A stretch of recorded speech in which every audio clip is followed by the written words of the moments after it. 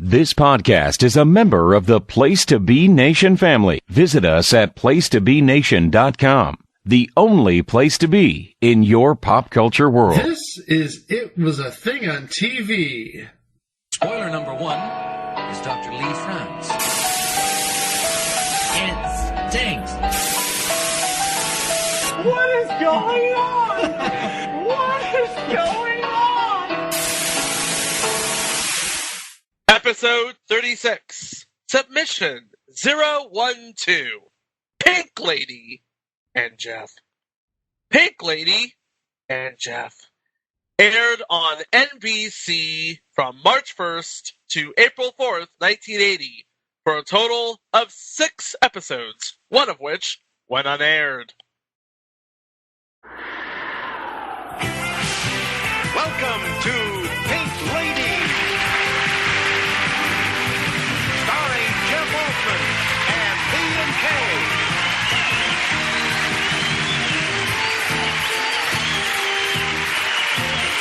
With guest stars Blondie, Sherman Hemsley, and Bert Clark. And now, here he is, Jeff Altman.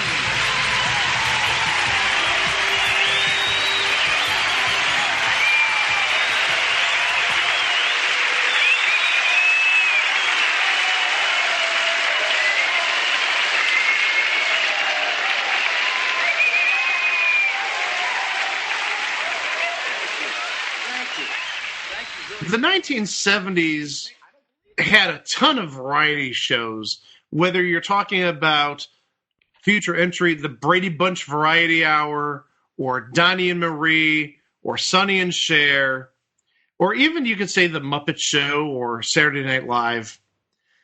Once we got to 1980, the variety show sort of fell out of favor. You had some variety shows, not many. You had Hee Haw, which lasted until the late 80s.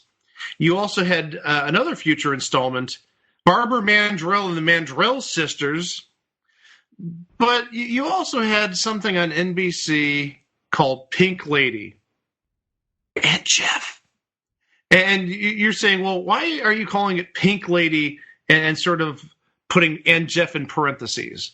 Well, that's a story. Well, if we're going to tell the story, why don't we go back a bit? Let's go back. Oh, that's another future installment. Oh, gee. Yeah. So let's go back to Fred Silverman, who, as we mentioned previously, passed away within the last month or so. He was watching Walter Cronkite, and they had an interest piece on a rock duo in Japan named Pink Lady. And he wanted to do a variety show with them. Now, all he saw was supposedly just like the concert footage, just your normal human interest piece that would be on the news in the last 5 minutes. And he immediately wanted to bring them over. More probably, I'm going to assume because of their youth and also their looks, not necessarily maybe for their musical talent. And the reason I say that is, do you know how many hits they have in the United States before they came over here? 1. And I use the word hit very loosely. In August of 1979, they had a song, Kiss in the Dark. Do you know where it reached on the Billboard Hot 100? I'm 100? cheating here. Its peak position was number 37. You cheated. It is number 37. Oh. So the thing is, when Casey Kasem does his countdown that week, number 37 is the 4th song played. So before the first commercial break, there's the song, and then it's gone, never to be heard from again. So Fred Silverman wanted to do a variety show with Pink Lady, and he needed somebody to sort of be the straight man, if you will. And who do they get? They get Jeff Altman. Now, you may be saying, who is Jeff Altman? Mike. Who is Jeff Altman? That's a great question, Greg. Yeah, I know it's a great question, Mike. Well, Jeff Altman, he was actually really known in the 80s and 90s, and maybe even a little bit later, being a semi-frequent guest on the Letterman show, whether it was Late Night with David Letterman or The Late Show with David Letterman. He was also a comedian on Solid Gold. Oh, okay. So he probably hung out with Marty Cohen backstage back in the day. Yeah, him and Marty Cohen, and probably Arsenio Hall, too, at some point. Yeah, exactly. And also, he was on the NBC series Nurses during its first season, if you remember Nurses. Pretty decent show back in the day. I do remember Nurses, and that might be a part of a future installment down the line. Not a future installment in and of itself, but part of one. Part of one. I didn't know what Nurses was. You didn't know what Nurses was? No. Did you watch NBC on Saturday nights in the 80s? I was probably about 5. Yeah, he would have gone to sleep after the Golden Girls. Oh, okay. Yeah. I can totally get that. Yeah, I'm only here for Betty White and B. Arthur, and that's it. I'm going to bed. And then his parents said, "Oh, here comes 227. You're going to sleep, young man." So Fred Silverman had this brilliant idea for a variety show with Jeff Altman as the comedy and Pink Lady doing comedy as well, but also doing songs, both in Japanese, their own songs, but also they were doing more standard Americanized hits. There's just one problem. What's the problem, Mike? Pink Lady couldn't speak English. Oh, no. No. How can you Mike, how can you have a variety show work if your two big stars can't speak any English? Well, they would read on cue cards the phonetic version. So the best way of comparing it, I think, is sort of like Mr. Ed. You put peanut butter in Mr. Ed's mouth, and his mouth moves, and then you have a voice actor putting words into Mr. Ed's mouth. That doesn't necessarily mean Mr. Ed knows what he's saying. So by that logic, kind of, sort of, Pink Lady is just reading what's on the cards, and they have no idea what's coming out of their mouths. It could be funny. It could be blasphemous. Who knows? And also, it makes me wonder if maybe the music was done the same way. Because again, well, I know there's foreign songs that we would know the lyrics to, but given that they were doing disco hits from the late 70s / early 80s, would they necessarily know what was being said in the lyrics, or would they necessarily remember the lyrics? Well, that's funny that you should mention that, Mike. I always like to point out one podcast that was the inspiration for this podcast, Omnibus. In the episode about Milli Vanilli, when Ken and John are talking about Milli Vanilli, John Roderick in the episode brings up the fact that he once heard a Japanese band sing the theme song of the Dukes of Hazzard perfectly, and then when he went up to talk to them, they couldn't speak a word of English. They learned the entire lyrics to the Dukes of Hazzard song phonetically. They had mastered it to a science. A 1-minute theme song is a little different than like a 3 or 4 minute pop song, but the point still stands. So who was Pink Lady? Chico, who was Pink Lady? I'm glad you asked that question. Pink Lady is a J-pop duo from Japan during the 1970s, composed of B and K. That would be Mitsuyo Nemoto and Keiko Masuda. And they were essentially the equivalent to the Beatles over here.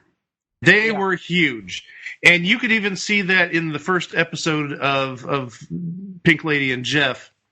There's footage being shown of them at a stadium where they're probably playing in front of, I'm guessing, about 100,000 people.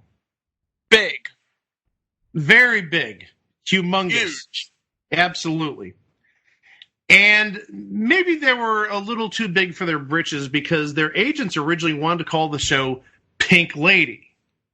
And, well, there's one issue. They had Jeff involved, and they wanted to get Jeff's name out there. So there was actually at one point a suggested title, which I'm not even kidding about this, was Pink Lady starring me and Kay with Jeff Altman. That's a little too cumbersome. It's way too cumbersome. And then they just lopped off everything except Pink Lady. And then just over time, this wasn't even part of the show's real name, and Jeff was added. Well, that's how it was marketed in like TV Guide and the trades and whatnot. Yeah, even though there was threats of lawsuits from Pink Lady's legal team. They said, we want this to be Pink Lady only. You know, nothing about Jeff. We're focusing strictly on the Pink Lady. And yeah, when you look at it in ads, not necessarily TV ads, not commercials, but sometimes in print, it does say Pink Lady and Jeff. If you look at at different resources, it does call it Pink Lady, but often it's called Pink Lady and Jeff. I believe that's what the name of the DVD release is Pink Lady and Jeff. And oh yes, this is on DVD. What? Are you kidding me? Why? It was released in 2001 by Rhino Entertainment. Now, how much it goes for, since it's now close to 20 years old, I couldn't tell you. But guess what? I'm going to find out. Oh, boy. Oh, jeez. This is going to be fun. Okay. Oh, yeah. Break out go into your retirement fund. There's one copy on eBay that I see, and it's $115. Yeah. And shipping is only $11. Tell you right now, shipping is a steal. Shipping's a bargain compared to that, absolutely.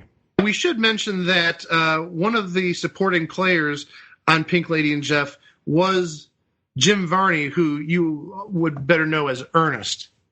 Hey, Vern! Hey, Vern. We're about to see the Japanese J-pop duo. Know what I mean? Besides the obvious language barrier, there were a number of other issues with the show. Well, one of them is that once the jokes were written for the show, they really couldn't be changed because that would confuse or make life a little more troublesome, more of a burden for Pink Lady. So you had the jokes. If something happened between taping and the air date, you couldn't just throw in a new joke because you'd have to rewrite it and redo the whole phonetic spelling for the ladies. Yeah, and then also there was an incident where Lauren Green was on the show.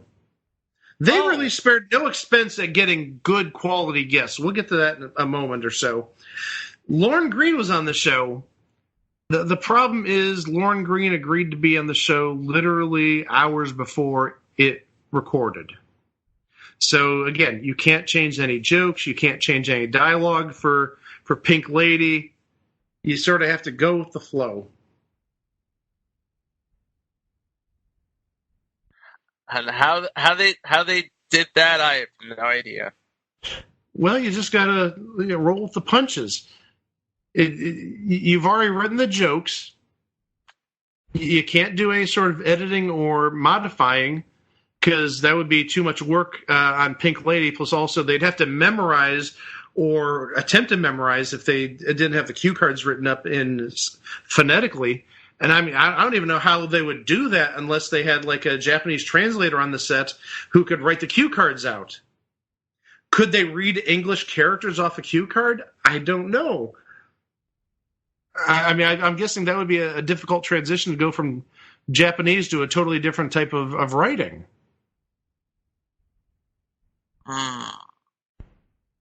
But also beyond that, obviously it just wasn't funny, but it was also very stereotypically racist. Do we have to go there again? We went through this with Bonsai. Do we have to go through this again?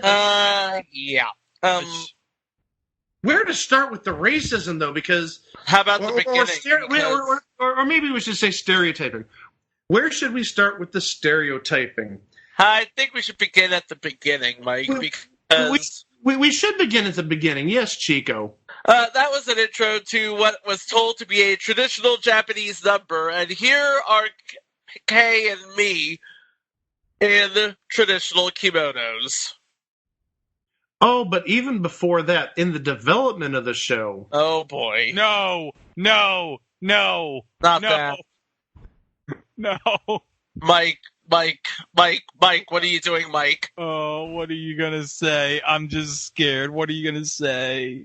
That the original idea that Sid and Marty Krofft came up with, or at least one of the Kroffts, was that the show would be sort of set in like a Japanese box that opens up. And by Japanese box, I don't know if they mean a takeout box, or if they mean a bento box, or if there's some sort of Japanese art form of creating special boxes. But that was the original idea for how the show would be presented. Good night, everybody. Yeah. But no, it goes beyond that. Not just the kimonos, not just the joke that Jeff Altman said about wishing how he had the tempura concession at the concert.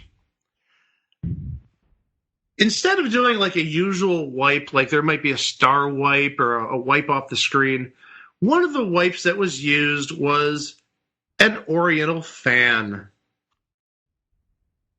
What? Look for it. It was... Tessen. Are you talking about a Tessen? I'm talking about whatever the name of that fan is. Yeah, that's a Tessen. You'd know that more than I would. I like Japanese stuff. What can I say? But also there were quite a few jokes about just Japanese culture, about incorporating the fact that me and Kay are from Japan. There is also a character, a somewhat recurring character, who was a sumo figure, a sumo wrestler. Sometimes he would bust through a wall. There were other times he'd appear at the end of the show, which we'll get to later in this broadcast. And yeah, it's just stereotyping and what would be considered just a little bit on the racist side. So, but aside from all of this, it was just your standard run-of-the-mill average variety show with your standard run-of-the-mill average variety show usual suspects. Yeah, but the one big thing is Sid and Marty Krofft were behind Donnie and Marie. Well, they were also behind the Brady Bunch Variety Hour. So it goes both ways there. But still, they had experience doing those types of shows. Plus, also, they were behind, again, future installment, Barbara Mandrell and Mandrell Sisters, which would come a year or two later. So they knew the variety format. They've done, at this point, at least two before, and you got Pink Lady and Jeff, and then they're going to do at least one more after that. So it's not like they didn't know what they was doing. They knew the key to success. Again, Donnie and Marie. That's all you need to say. Yes. Yeah. Uh-huh. Also, at least from the episodes I saw, and I did see multiple episodes. I'm sorry about that. I wasted time watching these episodes. They did try creating some recurring characters and recurring I don't want to say recurring plot lines necessarily, but they had repeating types of segments. One of the characters that Jeff Altman did was sort of like a schlocky art dealer named Art Nouveau. Art, Nuvo. Oh, I get it. Yeah. And he was trying to sell cheap artwork, almost like not necessarily out of the back of his car, mind you, but in some sort of, cramped sort of place where we need to move all this now. We're going to do 80% off of this. And it just really wasn't funny. And as I said, they did have some bit players, one of whom was Jim Varney. He was interesting, to say the least. He was probably, at least humor-wise, the best part of the show. It's not saying much. It isn't saying much, but compared to the other people who were on the show, I mean, the other people on the show, I don't even know who they are. You have Sherry Steinkellner and Ed Nakamoto and Anna Matthias. 3 people I've never heard of. Who are 3 people who have never been in my kitchen. And 2 people who don't even have a reference on Wikipedia, so that says quite a bit about them. And now the guests. As I mentioned earlier, Lorne Green was on the show, but he literally agreed to being on the show hours, 3 hours, 4 hours before the show was recorded. So there was not much wiggle room in terms of changing the script. It wasn't like they could make a Battlestar Galactica sketch. No, not at all. In the first episode, the guests were Burt Parks, Sherman Hemsley, and Blondie. Interesting thing about that, because apparently Blondie didn't have any involvement with the show whatsoever. They just showed the video. That's actually the point I was going to make, and this doesn't just apply to Blondie. It applies to at least one other musical guest, is they weren't on the show per se. They just aired a music video done by the artist. Yeah, because remember, guys, MTV isn't until August of 81. Right, yeah, we're still almost a year and a half away from MTV at this point. So Blondie was not there in person. It was a music video, specifically Shayla by Blondie. I mentioned earlier that Pink Lady did a number of songs, some of their own songs in Japanese, some actual hits on the radio at the time. Looking at the first episode, some of the songs that were performed by Pink Lady: Boogie Wonderland, Turn Up the Radio, Stop in the Name of Love, You've Got a Friend, Knock on Wood, and Don't Stop. How many of those were actually Pink Lady songs? I think the number would be maybe 1 or 0. I think that the answer would be none, to be honest. Yeah. If anything, 1, I believe, was the theme song to the television series, and that would be Turn Up the Radio. And we know what Stop in the Name of Love is. We know what You've Got a Friend is. Don't Stop, Knock on Wood. We know all those. And Boogie Wonderland just doesn't come across as a song that would have probably played in Japan. And no, it didn't, because it was a song by Earth, Wind, and Fire. I'll be honest, they would have been much better off if they played Shining Star, to be honest. No, y'all, sing a song. They gotta if you're gonna cover an Earth, Wind, and Fire song, you gotta sing a song. Episode 1, not necessarily was so bad, but the ratings were so disastrous that NBC moved it from its Saturday night time slot just after 1 episode to Friday nights. So episode 2 actually aired almost 2 weeks later on March 14th of 1980. And the guests for that show were Larry Hagman, Sid Caesar, Donny Osmond, and Teddy Pendergrass. And again, I can only imagine the amount of money it took to get Larry Hagman on that show. And again, from what I've read, a lot of money was paid to the celebrities to appear on the show. Because remember, at this time, Larry Hagman would have been a huge celebrity on a little show called Dallas that aired on another network. Yep. Uh-huh. And supposedly, from what I heard, a lot of the budget actually went towards the celebrities. Because Larry Hagman would not have been cheap. Even Sid Caesar, given his legendary status, I know it's 1980, but still he's a legend, he may not come cheap. How much was Teddy Pendergrass making around this time? I imagine a lot. Yeah, Teddy Pendergrass back in 1980 would have been doing pretty well. And even Donny Osmond, again, I know he had the relationship with the Crofts that I mentioned earlier, but Donny Osmond couldn't have been terribly cheap either. Oh, no. And he was reasonably young. He would have only been, maybe about 20 at the time? He might have been early, mid-20s at this point.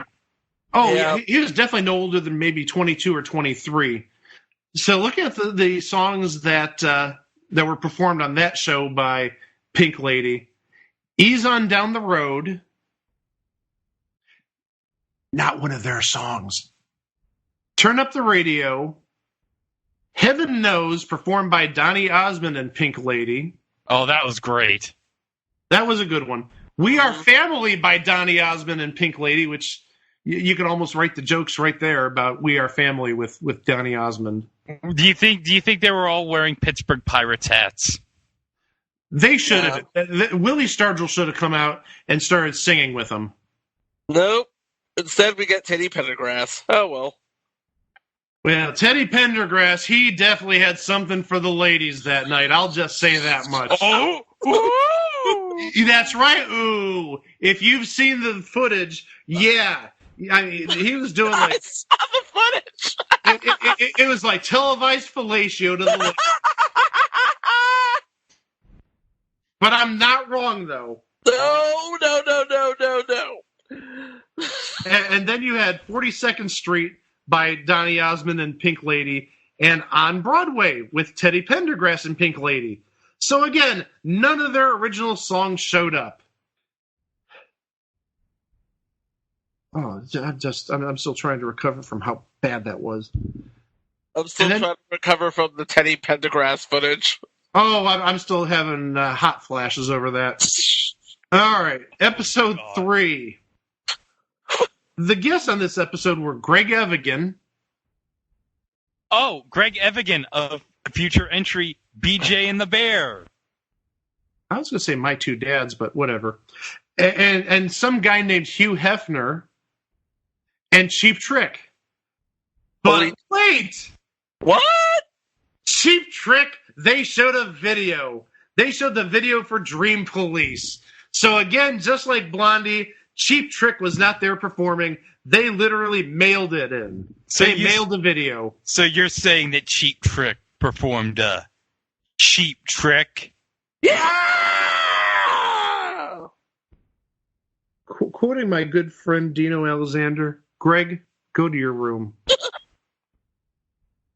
Yeah, Hugh Hefner was not alone on this episode, though. Oh, he was not alone. Not in the slightest. In one of the skits, he was joined by, it must have been about 5 or 6 of his Playboy buddies. I think it was like 5 or 6. Yeah.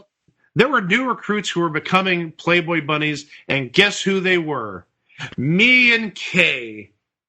And hey, let's add in a little sexual humor, because me and Kay were going to be bunnies, except they felt a little, let's say, inadequate. Because their bosoms were small. And they looked at the girls, and they looked down at their chests and like, no, we're not Playboy bunnies because we have small boobs. There's another one of those unfunny, racist, sexist jokes. And we thought the biggest boob on that show was Jeff Altman. Hey-o! Oh. But interesting thing, they did sing one of their original songs. Yes, they did! What? It took until like 3 shows for them to sing an original song? Yep. Tell the man, Chico. They opened the show with a song called UFO. Or UFO, not UFO. No, seriously, it was called UFO. I'm looking at the pronunciation on Wikipedia, Truth by Consensus. UFO. He's right, folks. I can't believe it. When I lie to you people, oh my god. Not to our faces. But then you had other songs that night. You had Greg Evigan singing People I Know I Want to Be Around. And then him and Pink Lady together did Don't Go Breaking My Heart. With Greg Evigan doing the Elton John role, presumably, but then Kiki D was being done by Pink Lady. I want to see that. I'm sorry. I want to see that, folks. He's going to go see that now. Well, no, I'm not going to see that now. And here's episode 4. Here's the Lorne Green episode. Lorne Green, again, Sid Caesar, Florence Henderson, and guess who came back? Quote unquote came back. Blondie! Oh! Blondie's back. Blondie's back, Mike! Blondie's back. And, well, back in terms of we mailed in another music video. Could you please air it? Because MTV won't be around for another 17 months. I saw bits and pieces of this episode, and it's like all the rest of them. It's just not that good. Florence Henderson, I really didn't care for. She did sing, though. Yeah, she did like a melody of My Old Kentucky Home, Back Home Again in Indiana, and America the Beautiful.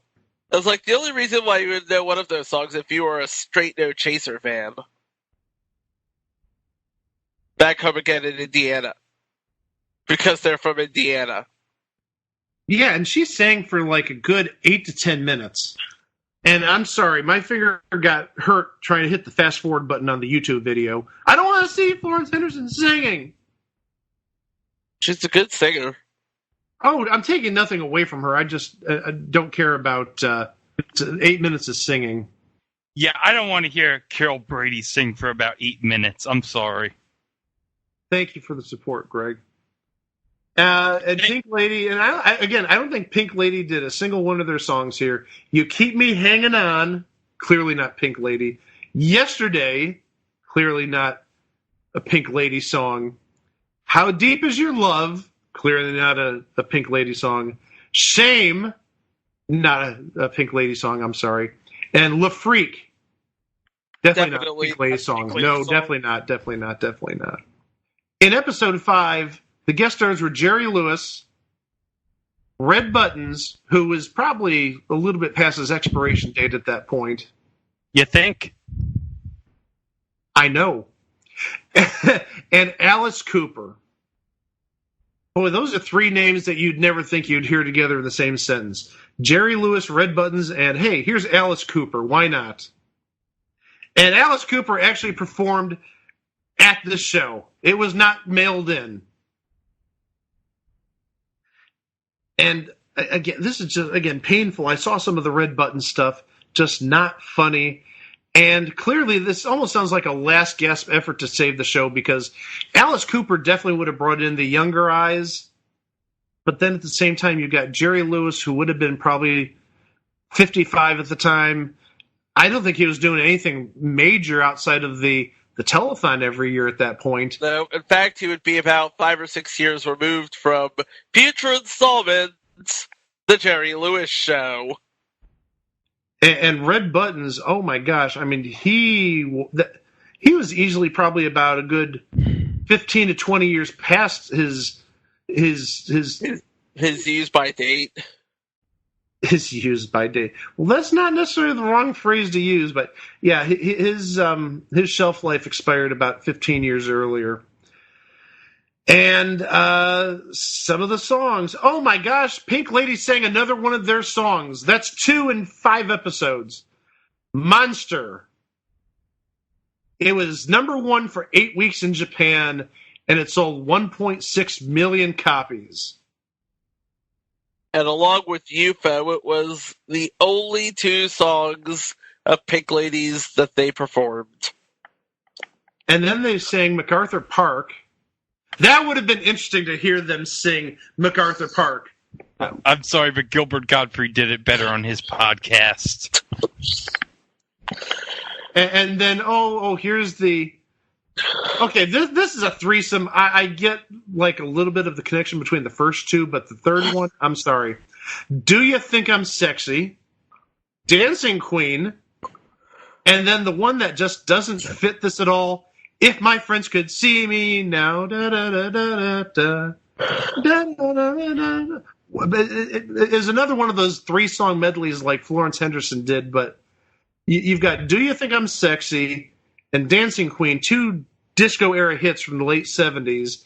And then you've got If My Friends Could See Me Now from the musical Sweet Charity. Shoulder shrug here. Well, Linda Clifford actually did record a disco version of If My Friends Could See Me Now in 1978. Problem is this episode isn't out there as far as I know, so We don't know if it was a disco version or a straight-up version or what. And as I said, Alice Cooper was actually in studio and performed Clones, We're All. And Which then was kind of freaky. It was Alice Cooper. Everything was kind of freaky about him back in the day. And then the unaired episode. Oh. The unaired episode. Now, this one I may have wanted to watch back in the day. Roy Orbison. And say what you will about him being past his expiration date. Roy Orbison is timeless. He is timeless. And He's 8 years away from Traveling Wilburys. At this point, he would have been like 7 or 8 years away from Traveling Wilburys. You're right. And then Bobby Vinton, Sid Caesar again, and some young kid who would go on to own the Weather Channel named Byron Allen. Who that guy be? He was on some NBC show. Oh, more corporate synergy with NBC. Some NBC show called Real People. Oh, I bet that didn't last. No, it didn't last long at all. Never heard of it. And this, and the music on this show included Sugar Pie Honey Bunch, or I Can't Help Myself. Again, not a Pink Lady song. Crazy Little Thing Called Love. Again, not a Pink Lady song. And then him and Johnny B. Good, a medley performed by Bobby Vinton and Pink Lady. And yeah, Bobby Vinton was actually there in the studio. He did a number of songs. He did more than Pink Lady that night, apparently. He did Roses Are Red, My Love, Blue on Blue, Love How You Love Me, Sealed with a Kiss, Blue Velvet, all 5 in a medley. So we complain about Florence Henderson singing for like 8 minutes. Bobby Vinton probably went for at least 10. He did the medley, him and Johnny B. Good with Pink Lady. Yeah, but if you've ever heard him and if you've ever heard Johnny B. Good, they don't go together. No, they don't. Yeah, not as good as Marvin Berry in the Starlighters version. And then Roy Orbison, gosh, I hope he did some comedy here, because the only thing it says in terms of music that he did was Oh Pretty Woman. I mean, his seminal hit. But then you actually had Jeff Altman doing two songs. No. Why? He sang the Bobby Vinton song, Mr. Lonely, how appropriate. And he also did Blue on Blue with Bobby Vinton. Well. Yeah. Who knew he could sing? He definitely wasn't great at comedy. No, I shouldn't say that. No, that's mean. That's very mean. He gave it the good old college. He gives it the good old college try. And one thing we haven't mentioned at this point, the end of the show. At the end of every show, and Pink Lady says this is a Japanese tradition, which, I'm sorry, I call shenanigans on this. They would go into a hot tub. No.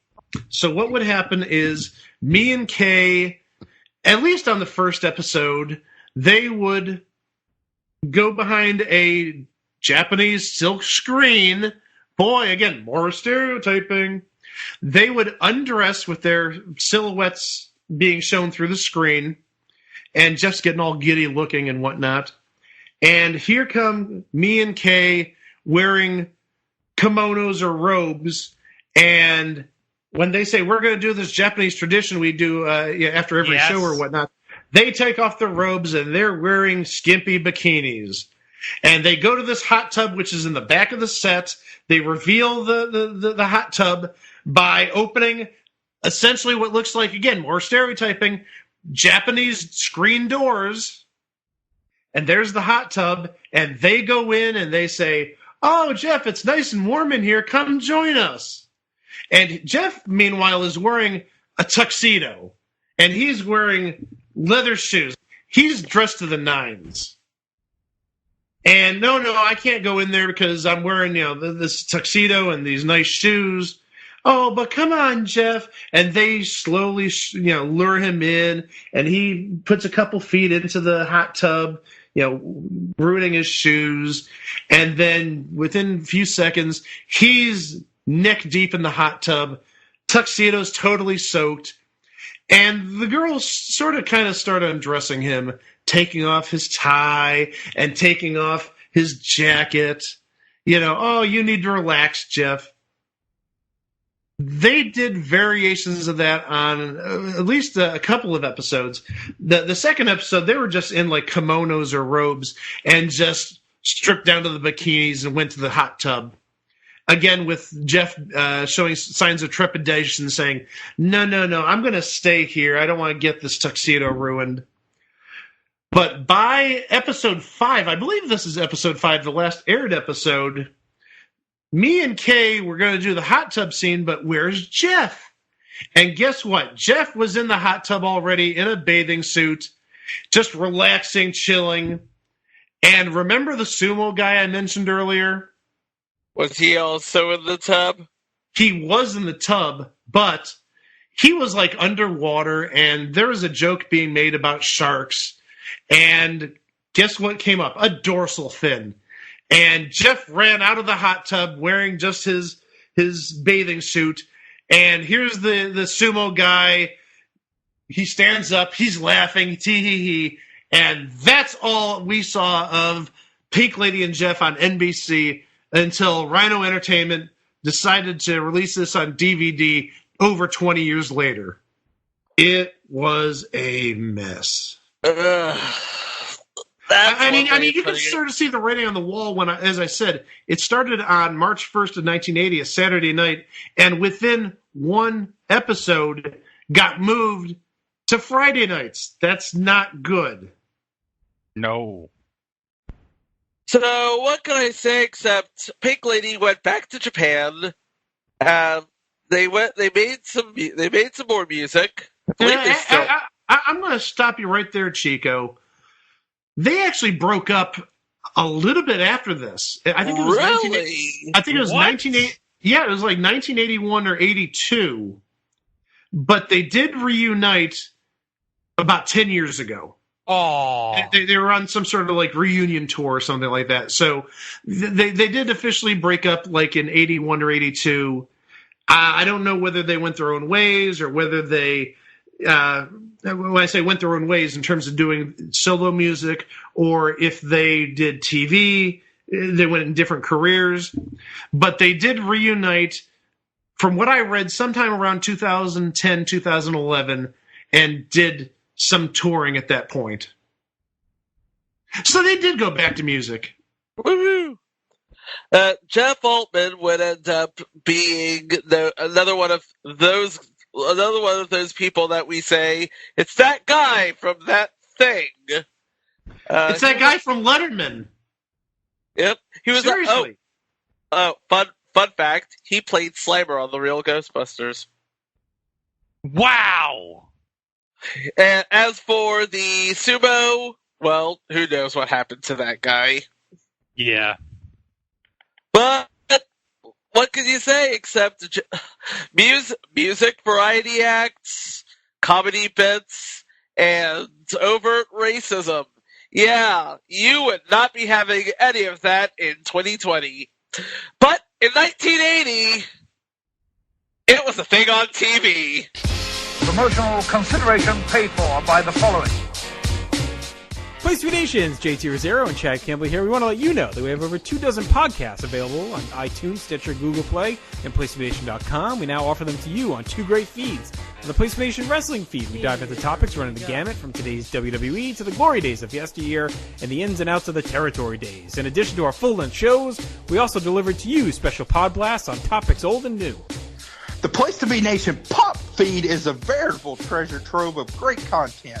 Offer tremendous shows covering the land of movies, television, life, comics, and sports, brought to you by the most knowledgeable and insightful folks in the podcast world. You can find all these great shows, plus archives of our past podcasts from over the past 8 years as well by subscribing to both feeds on iTunes. And while you're there, be sure to rate and leave feedback as well. All of these shows, plus others, available on PlaceMeNation.com, where we cover pro wrestling, sports, movies, comics, plus in-depth stretch projects, and much more. Be sure to support our site by using www.PlaceMeNation.com/Amazon when doing your online shopping. And we want to thank our friends at Boneheads, Wing Bar, ProWrestlingOnly.com, and HistoryOfWrestling.com as well. Be sure to follow us on Facebook, Twitter, Instagram, and Tumblr. PlaceMeNation.com, the only place to be in your pop culture world.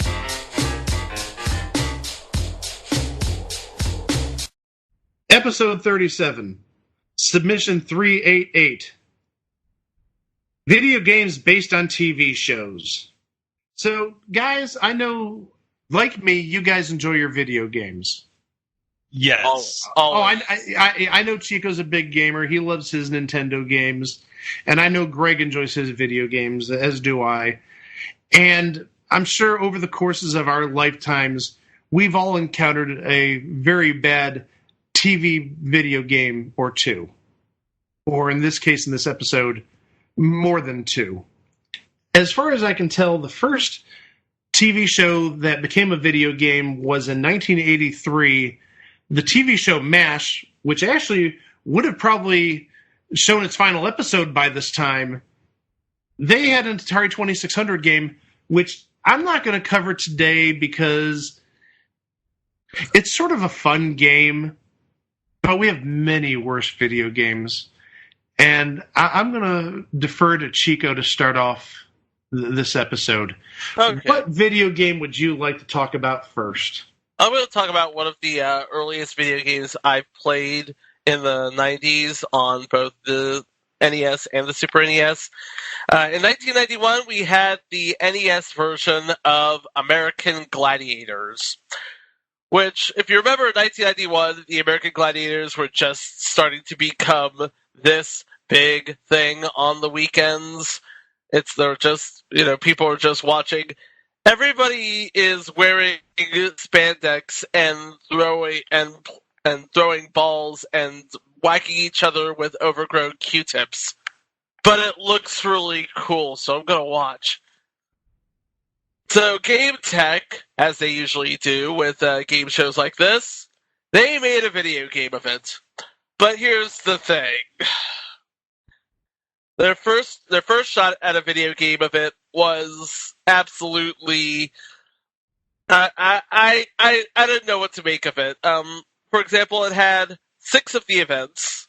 The first 5 were Powerball, Joust, Human Cannonball, The Wall, and Assault. It played like combat. And then Powerball looked at least a little bit like the show. It was show faithful, at least the second half of the first season.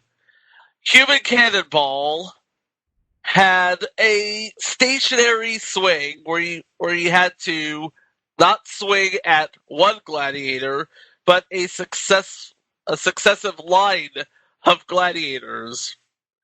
The Wall had like one of those never-ending walls. Instead of just the wall from the TV show, it just looked like a series of handholds and whatever and what have you. And the gladiators weren't just coming from below you, they were coming from beside you and above you.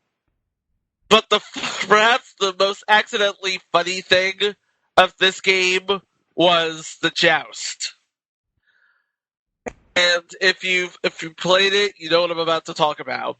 There's a bunch of pillars. There's not one pillar. There's a line of successive pillars, and on each one you have to knock off a gladiator. And when you do knock off a gladiator, they let out this incredibly loud, incredibly funny, incredibly off-sounding, digitized scream. Like, ah! And it was just weird. But yeah, it didn't. And after those 5 events, you think you were done and you were off to the eliminator, right? No, sir. you have to do those again and again and again and again until at least 4 or 5 times in succession. Then you get to the Eliminator, which didn't look so much like the Eliminator course on the screen on the TV show. It just looked like something out of Mega Man. Yeah, and a bunch of pillars, a bunch of balls you're trying to dodge, slides for life, a bunch of travelators, and a bunch of what are those things? Hand bikes. It would pass for a passable sort of shovelware action game, generic action game for the Nintendo, and nobody would be the wiser. But they decided to put the American Gladiators name on it. Ultimately, they would get it right with another set of developers for the Super Nintendo, Genesis, and Amiga versions, with more show faithful presentation. But there was one problem: the controls. Oh yeah, the controls. Bad on the SNES version. Yeah, they were incredibly bad on the SNES version. You would think that it would be easy, just put some controls on your D-pad. No, you have to hit the L and R triggers over and over again. And I'm like, why am I doing this? The one takeaway I have from the American Gladiators game for the SNES version, doing the wall was immensely difficult. Because now the wall wasn't just a straight shot up.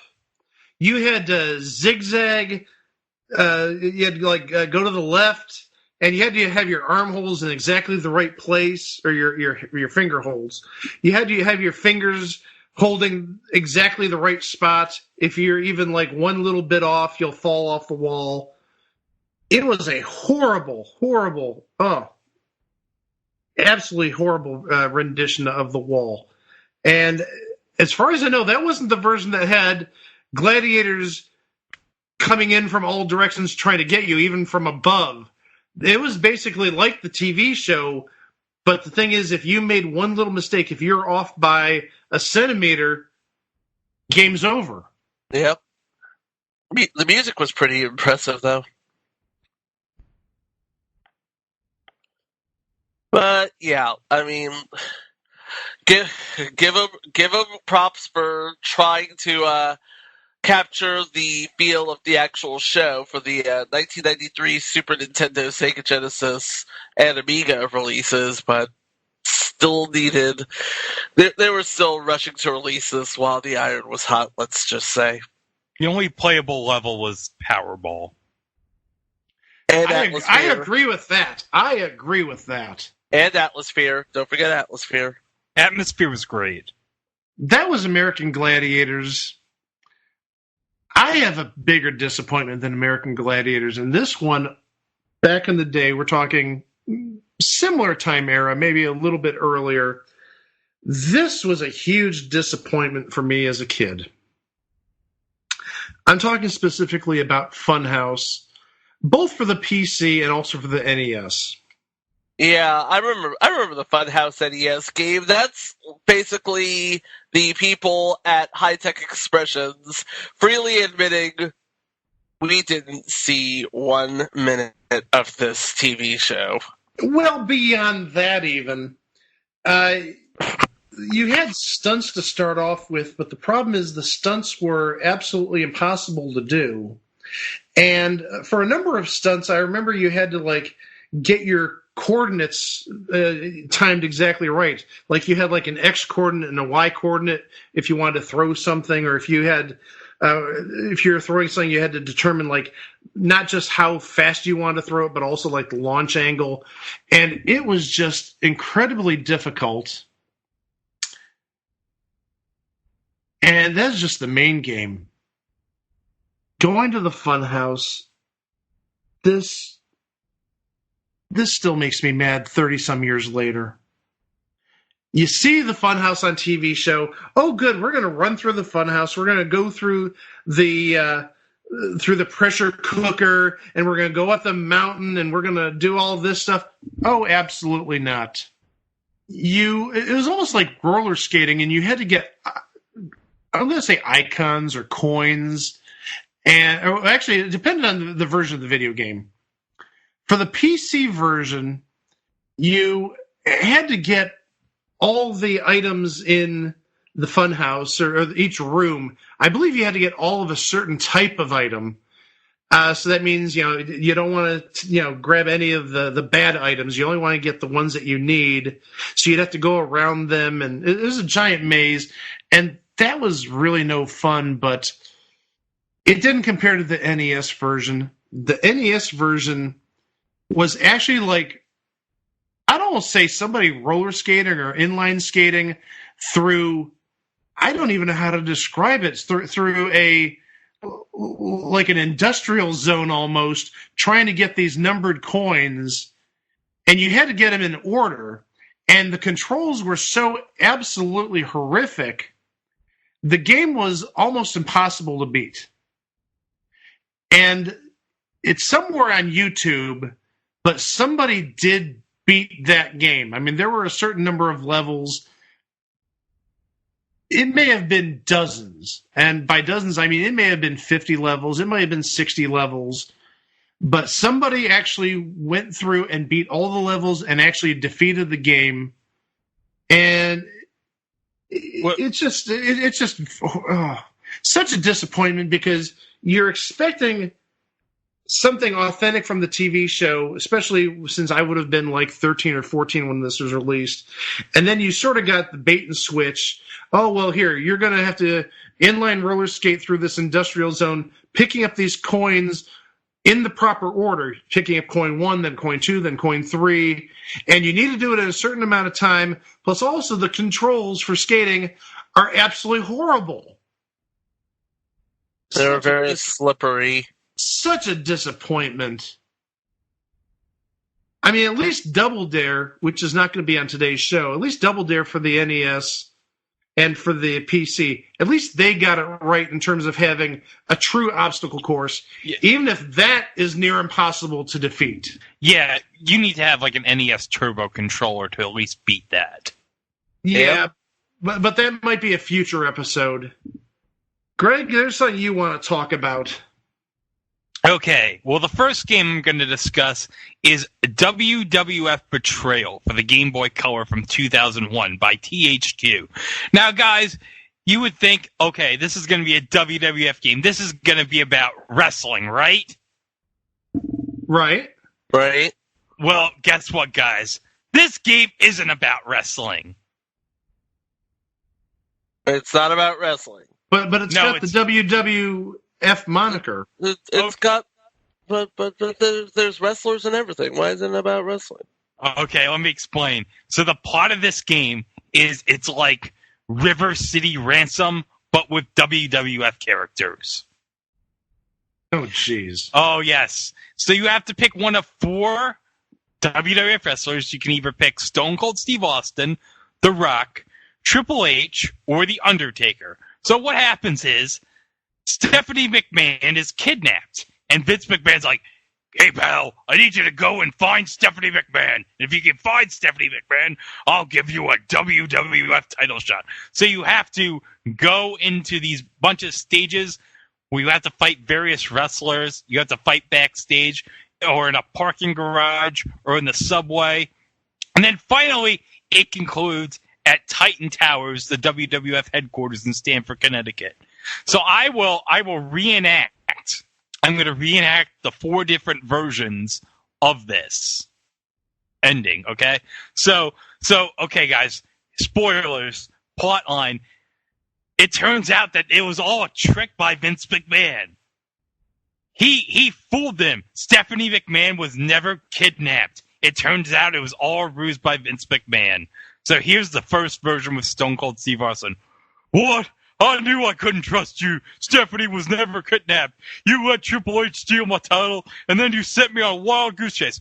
Don't trust anyone. Isn't that your motto, Austin? Triple H, you and Stephanie, get to the roof. Triple H gets to the roof of Stephanie. Mr. McMahon, I'll handle this.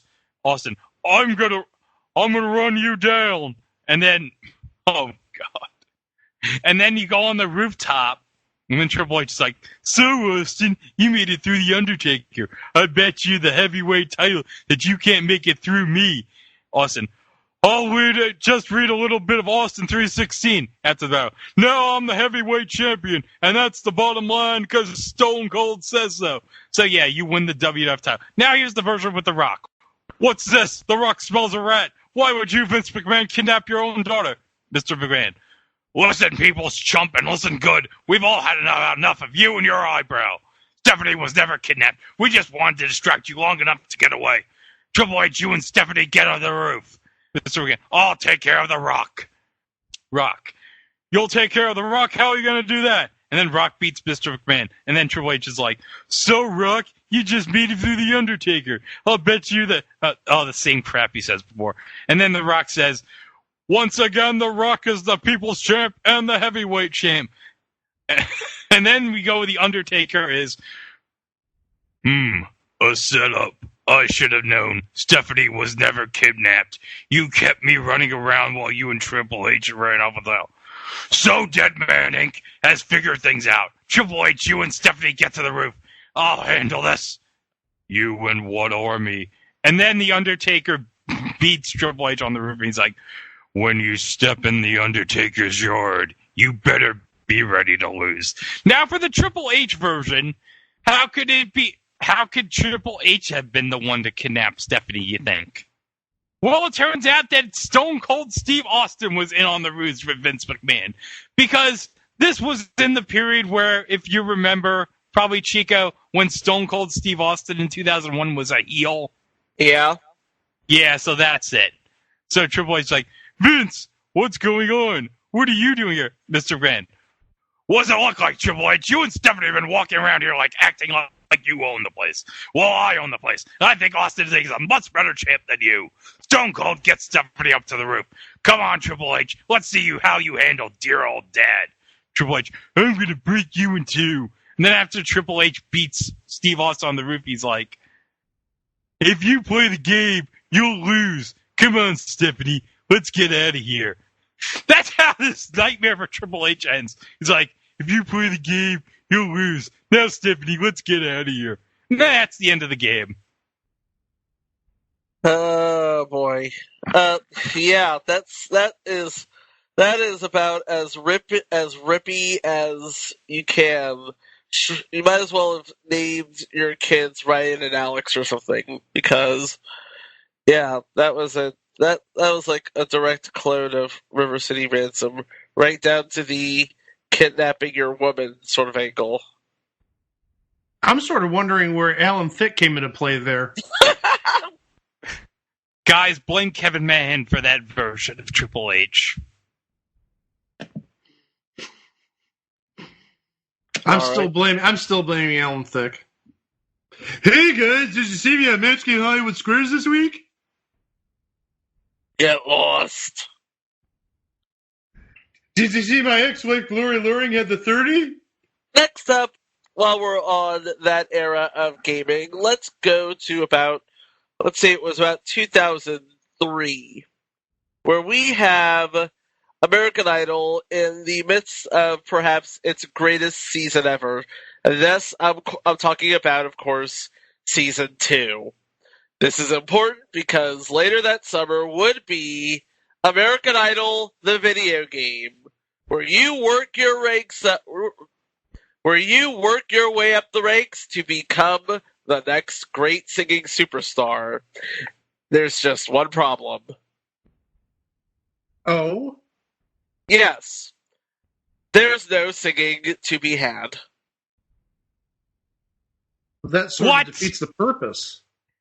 How can you have an American Idol game with no singing, Chico? That makes no sense. That's Codemasters. They're the ones who developed and released this thing. Actually, that's a lie. Codemasters published it, but it was developed by Hot House Creations for PS2, Windows, and PS2 and Windows, and Mobius Entertainment for the Game Boy Advance. Yes, this was not a singing simulator. This was a rhythm game along the lines of DDR, Parappa the Rapper, or Rhythm Heaven, or Space Channel 5.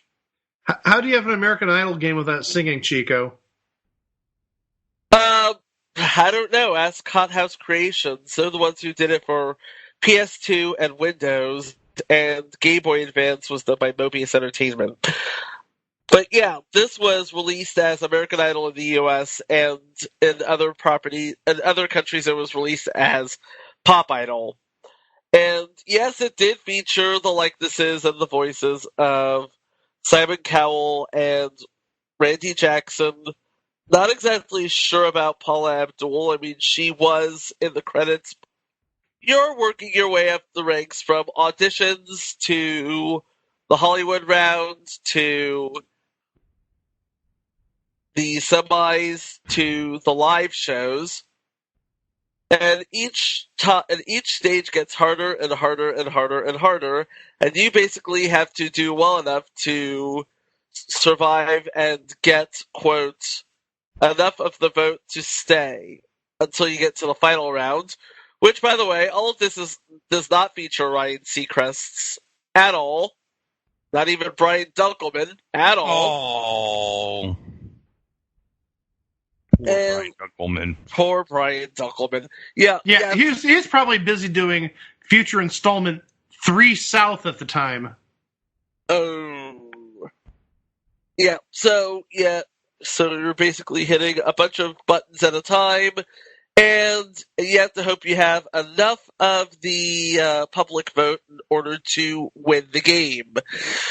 Eventually, Konami, in their infinite wisdom, would be like, "Give me that license, you sons of brother," and would release the Karaoke Revolution series. And one of the games that they would release would be Karaoke Revolution Presents American Idol. That does involve singing, and it is very good. But this Codemasters game, the folks at X-Play gave this a 1 out of 5 for a reason. If I wanted to play a game like that, I'm sorry. I'd rather play Parappa the Rapper, a great game. Oh, I love that game. Or I'd rather play Rhythm Heaven, another great game for the DS. I'm sorry, but when Chico mentioned X-Play and then Mike said, if I want to play, I thought he was going to say something about Morgan Webb. No. Good. And in fact, let me just run through these scores. EGM gave it a 1.5 out of 10. IGN gave it a 4 out of 10. X-Play gave it a 1 out of 5. Metacritic aggregated a 41 out of 100. And the only reason why it was that high to begin with, because Game Informer, those little subguns, gave it a 6.25 out of 10. And anybody who knows anything about video games knows that Game Informer doesn't give any game less than a 6. Because they want to sell copies. Anyway. Anyway, we're going to move on to another disappointing game from my childhood. Boy, my childhood was full of disappointment, wasn't it? I'm not going there. I'm glad you're not. I'll take the fall by myself. I'm going to talk about Alf: The First Adventure. What this was. Now, there are a number of Alf video games. I definitely want to differentiate this from the other video games. There was a Sega Master System Alf video game, which is bad on its own merits, but we're not going to talk about that today. There are also a couple of Alf educational video games. There's one on thinking skills and one on math, but we're not going to talk about those either. No. We're going to talk about Alf: The First Adventure, which is essentially like a platformer type of game. It's just very crappy. the premise of the Alf the First Adventure video game is you had to get parts to the spaceship, the Alf spaceship, which were scattered throughout the city, and you had to collect 4 cats that were on the loose throughout the city. But it is a little deeper than that, because you not only had to avoid Willie Tanner, who was the patriarch of the Tanner family on Alf, but you also had to avoid the dog catcher. Now, if you ran into Willie, he will take everything that you've worked hard for in that level, and he'd redistribute it throughout the city. Who does he think he? I was going to say, who does he think he is? Bernie Sanders? Oh, jeez. Let's not make this too political. Yeah. But then the dog catcher, he would essentially take a life. Now, I use the word take a life very loosely. If you got caught by the dog catcher 3 times, your game would be done. So not really a life, more like an opportunity. Because what the game said was that if the dog catcher caught you, Willie would only bail you out the first 2 times. The 3rd time, the game's over. So now it doesn't sound too bad. Okay, collect cats, the 4 cats, and collect the 2 parts of the spaceship. That doesn't sound too bad. What's the catch, Mike? What's the catch, Mike? Well, also, in addition to the 2 spaceship parts and the 4 cats, you had to collect a key in order to get to the next level of play. But what the catch is, you had to do this all within 24 hours, not necessarily in real time. The seconds were a little faster than a normal second, but also in order to get the cats, you had to also eat a pizza. The pizza allowed you to catch the cats, but each pizza would only give you about 7 seconds to catch the cats. And the city itself, it was 4 separate screens. It was like a giant maze. But there were a number of dead ends. And so you had to sort of blindly travel from one section of the city to the other, or through the maze, if you will, to the other. You don't know what might be on the other end. You might have Willie or the dog catcher there. And obviously, you'd lose an opportunity if the dog catcher catches you. But if Willie catches you, you lose all your stuff. But also, another frustrating thing about this, besides the whole 8 seconds or so, or 7 seconds to get the cats, everything but Alf moved at a very frantic pace. They didn't go at like 1 space per second. No. They were like very jittery, back and forth, very fast moving. And you really had like very little time to react to get a cat, or to avoid Willie or the dog catcher. And just from experience, I don't think I ever got past the first level of this game. I think there were only maybe 1 or 2 times I got all 4 cats without Willie finding me or getting caught by the dog catcher. It was just extremely frustrating. The game, if you played it for more than about 5 minutes, you were lucky. And if you got past the first level, you're beyond lucky. Kind of funny, since the name of the cat on Alf was Lucky. Lucky. Tee-hee-hee. It's just very frustrating. And, I mean, I don't know if this is meant for maybe older people. I was like 13 at the time this came out, or 12. And I just wonder, it's just... Could this game have been better if maybe it was slowed down a little bit, so everything wasn't so frantic and like I said, the maze. And one thing about this maze, this town, it doesn't tell you where you can go to the next part of the town. So you might have like a street that you're on. You try going to the next part of town, to the next screen, and you can't go there because it's a dead end. it's just, it was horrible. And the thing is, I love Alf. It's one of my favorite TV shows from the late 80s. But this game, big thumbs down. It's an absolute shame.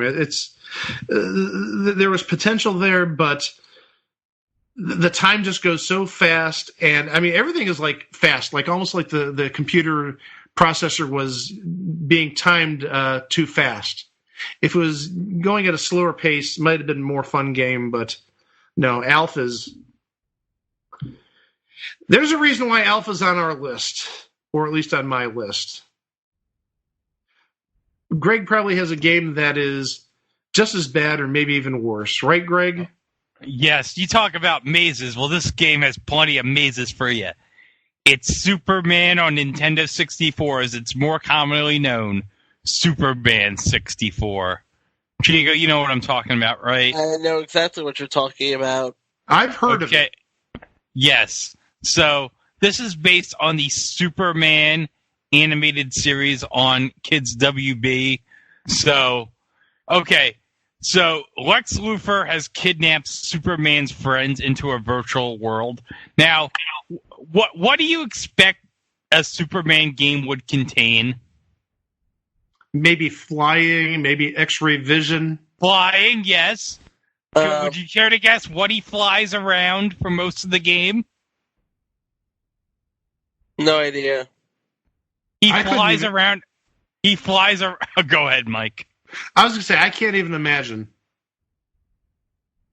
He flies around a set of rings, which are a series of mazes that Lex Luthor has left for him. And you have to run around the rings in a certain time limit, or else you're kind of screwed and it's game over. And this is the problem. The flying in this game is so bad, you cannot navigate around the rings. And by the way, after the rings, you have to grab 2 cars that have bombs in a certain set of time limit, and you have to throw them away from the people in the city. But the controls and the flying after that are so bad. By the way, did I mention that this is only supposed to be like the first part of many in the game? Most of the game is just Superman flying through rings, and then you do a bunch of side stuff in between, and it has controls that are so broken and so bad, and the level design is so terrible that sometimes it even breaks the game. And this is in the late 90s? You said N64. Yes. Uh-huh. Oh, that's horrible. Yeah. And I'm not going to go in depth because the Angry Video Game Nerd did 2 reviews about the Superman 64 game, but it is regarded as one of the worst video games of all time. It is just absolutely so bad. And for it to be attached to such a great series like the Superman animated cartoon from the 90s. I mean, it must be really bad when Angry Video Game Nerd does 2 videos on it. That's bad. Oh, yeah. That's really, really bad. It is, yeah.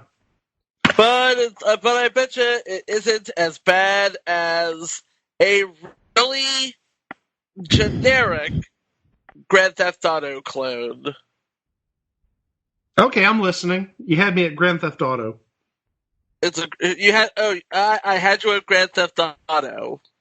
So you would say you are a big fan of the Grand Theft Auto series. I've loved the Grand Theft Auto series since the original version came out in the late 90s. Yes. Well, how about Pimp My Ride, the video game? Okay, What? How does Pimp My Ride, what does that have to do with Grand Theft Auto? Okay, I'm listening. Okay, so it was released on the Wii, the Xbox 360, the PSP, and the PS2. You are a customizer, and you have to go around customizing or pimping other people's rides with the help of course, because this is Pimp My Ride, you have to go around with the help of Mr. X to the Z himself, Exhibit. So all you have to do is collect your ride, go collect some auto parts, customize your ride and then deliver it to your customer, but it all has to be done within a time limit. And this is where the whole Grand Theft Auto thing comes in, because it is very much a free city. It's completely, you can drive anywhere and everywhere. In fact, I played this. I made the mistake of playing this, and I got shades of Crazy Taxi from it, which is an infinitely better game than this, by the way, Crazy Taxi. And, gosh, what can I say except, oh god, I could tell that Exhibit was getting paid adequately for this. Yeah, between this and that one NFL Street game he was in around this time. Yeah, it's like in an age of Grand Theft Auto clones, this is just in a class by itself. What can I say? See, now that I'm thinking about it, I love Grand Theft Auto. Uh-huh. I love Crazy Taxi. But my gosh, this just... was Pimp My Ride even popular enough to merit a video game? Oh, it was. It was a big show back in the day. No, I know it was a big show, but it's just when I think of MTV properties from 15 years ago, Pimp My Ride, maybe Pimp My Ride would be the best for a video game, but I also think of Cribs, I think of Jersey Shore.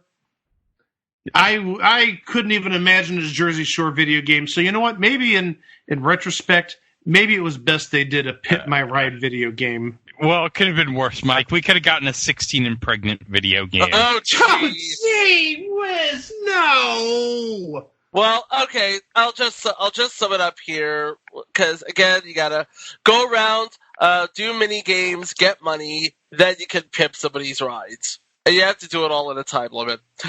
Now... Well, yeah, it does sound like Crazy Taxi. That's what it really does sound like. It does sound like Crazy Taxi. And the Simpsons clone called Simpsons Road Rage, which also equally good. Yep. Alex Navarro of GameSpot pretty much sums up my thoughts. It has a nauseatingly choppy frame rate. The game crashes on a semi-regular basis. And there's no version of Pimp My Ride worth recommending to anyone, but the PSP version is definitely the one that should be most actively avoided. Now, you would think that, as bad as this game is, that, they'd release it as shovelware and that would be the end of it, right? You'd hope. Yes. They released a sequel for it in 2009.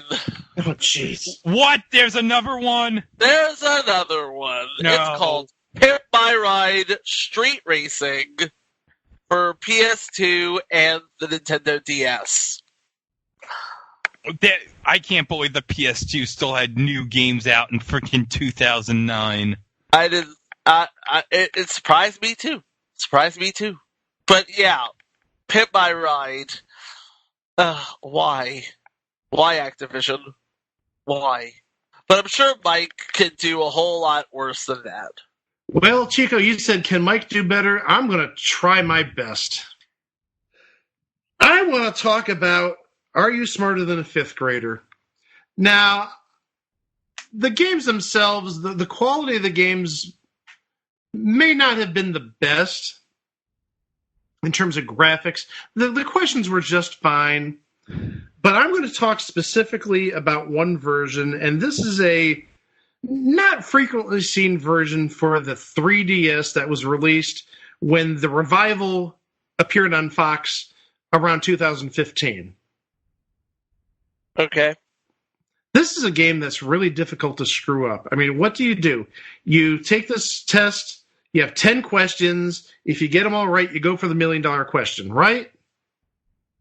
That seems simple enough. Yeah, you can't really ruin that. Well, guess what? What?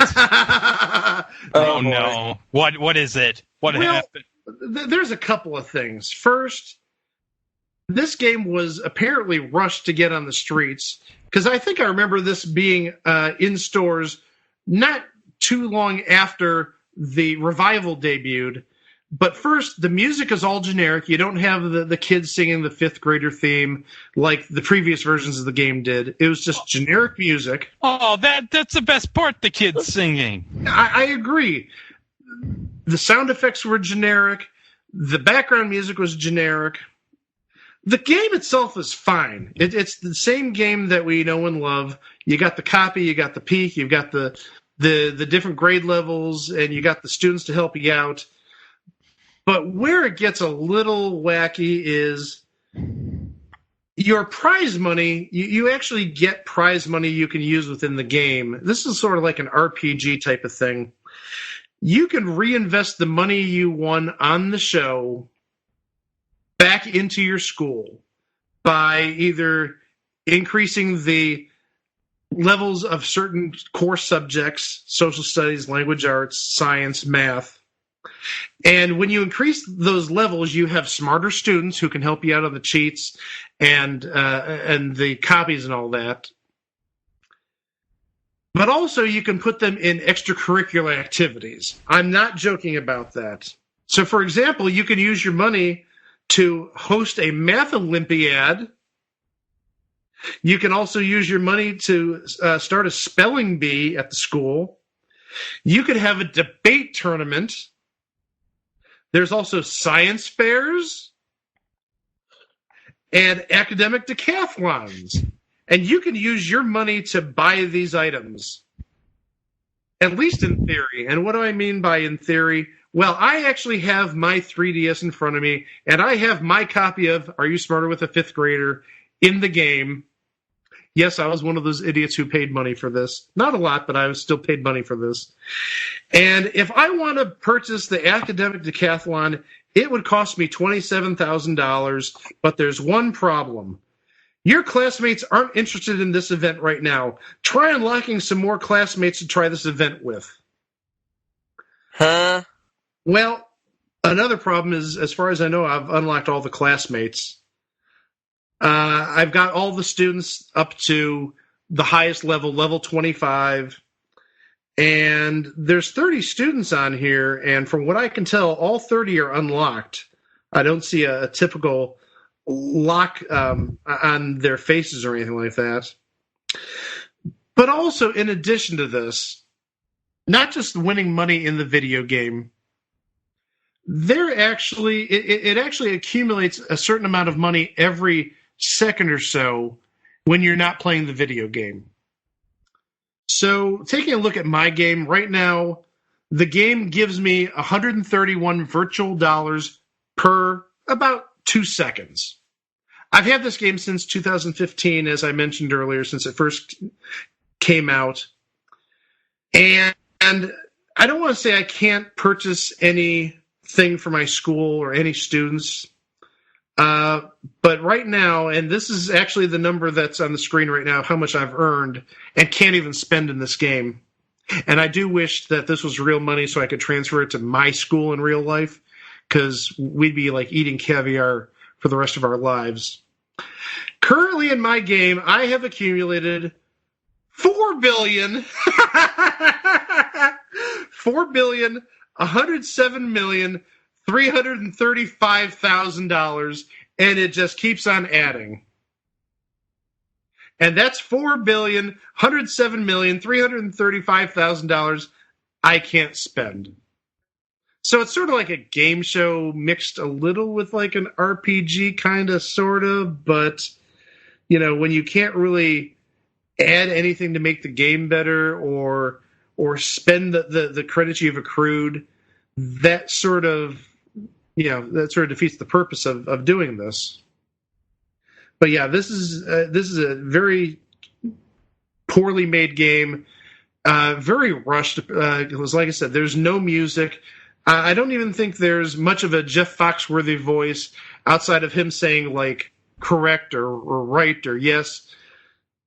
So they're just trying to get this out and make a fast buck. Well, they got a few of my bucks, but this is absolutely abysmal. But as bad as this is, Greg, we saved the best for last. Yes, Mike. We saved the best for last. It is Home Improvement for the Super Nintendo, or as this version is called, Home Improvement Power Tool Pursuit. Now, the plot of this game is, on a special broadcast of Tool Time, Tim is prepared to unveil a new Binford Tools Ultra Power Line tool that is named after him. The Binford Taylor Turbo Power Tool Line. So right when Tim is about to unveil the tool, his tool case is empty. So Tim has to go and find the missing tools. So where are the tools, you ask? The tools are scattered around the studio. So how can you make a game out of that?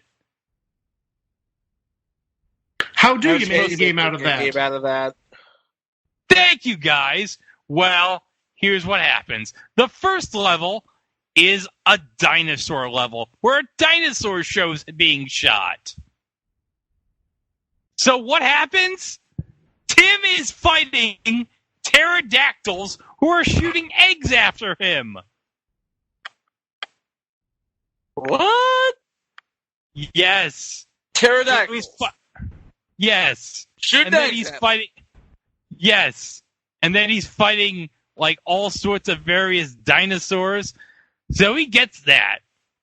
And then the next part of the game is he has to get the second power tool in the second level. And he's got to fight a mummy's tomb.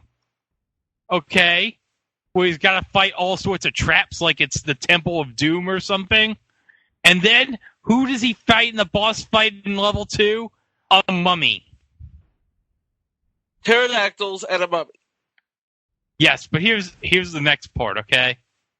The next part is he has to go into Dracula's lair. He's got to fight ghosts. Now you're just making this up. No, I'm not kidding. He's fighting ghosts, he's fighting bats, he's fighting spiders. And who does he face at the end of level 3, you ask? Probably Dracula. Yes! He fights Dracula at the end of level 3. This game, man. And then the last level, the final level of the game, he's got to find the Turbo Deforester. So he's fighting in a sci-fi set where he's fighting all sorts of various robots Tim the Toolman Taylor has to fight. Okay. And, alright, are you ready for the twist when he finds the final tool to complete the set? Are you ready for this? I'm seated, yes. So now he's completed the Turbo Deforester. And then the twist is, it was all a ruse by Tim's kids. What? They took the tools from Tim. And then at the end of the game in the final cutscene, he's like, "Woo, that was a tough one, the Turbo Deforester." And so Tim's son Brad is like, "Gee, great work, Dad. I want to be just like you when I grow up." And then Tim says, "Really, Brad? That's about the nicest thing a dad can hear from his son." And then Brad says, "Yeah, right, Dad. Psych!" And then Al says, Brad must get a sense of humor from you, Tim." And Tim's like, "Wait a minute, look at this note. I don't believe it. Good work, Dad. We knew you could do it." And then Al's like, "Psych, that was great, boys. Tim, you guys are pretty clever. Must take after your old man. Well, the important thing is that the tools are safe and all return safe and sound. So let's launch the new Binford Taylor Turbo Power Tool line." And Al's like, "Gosh, I'm sorry, Tim, but we're out of time. I've been trying to help you introduce the new tools during the show, but someone wouldn't let me." And Tim's like, "Well, we'll see you all next time on Tool Time." So after all that time, it was all a tease. We didn't get to see how the Turbo Deforester worked. David Crane, how could you? I like the use of the word psych. It really sort of puts it in an early to mid 90s time frame. And actually, looking at this game, you know what it reminds me of? And maybe I'm not too far off here. It reminds me a little bit of Sonic the Hedgehog. Not a good version of Sonic the Hedgehog, mind you, but it reminds me a little of Sonic the Hedgehog. Yeah, every game at that point was trying to be Sonic the Hedgehog. Yep. But we're not even getting to the best part of this game, okay? If you bought this game, all right, if you're like a kid of, let's say, 11, 12 years old, let's say you're a big fan of Home Improvement. It was a big show at the time, one of the biggest shows probably of the 90s. So you buy the game, and you want to check out the instruction book of how to play this game. But when you turn into the instruction book, there's a giant sign in the instruction book that says, "Real men don't need instructions where the instructions should be." That's right, folks. The people at Absolute Entertainment figured the kids of America, they're going to figure this game out on their own. They're going to love this game so much that they're not even going to bother to need instructions to play this game. Hence a callback to our ending of the episode last week when we hinted at this show. Oh, now it makes sense. Now it does, yes. Greg, you actually know what would actually have been a better video game than this? What? Do you remember the opening sequence that Home Improvement used for a number of years, that video game? Yes. I'd play the heck out of that. You know, here's the thing. You have a Home Improvement video game. At some point of the game, you think there would be like some point where you would turn to Wilson for help? Oh, yeah, he'd be your lifeline. That would have been great. That would be so entertaining, yeah. We created a better video game than what was made in like the last 20 seconds. That's brilliant. How is that even possible? How? Yeah, Wilson always helped solve Tim's problems whenever he needed help. Wilson was probably too busy doing Home Depot ads back in the day. With Homer. Yeah. Well, there's 9 examples of bad video games that we wanted to talk about. But there's more. We're going to do a second installment of this a little bit later this year. We actually came up with many more video games we can cover, and Greg said, you know what? Why don't we do some now and then do some at a later date? And I said, absolutely. We don't want this going on for 3 hours.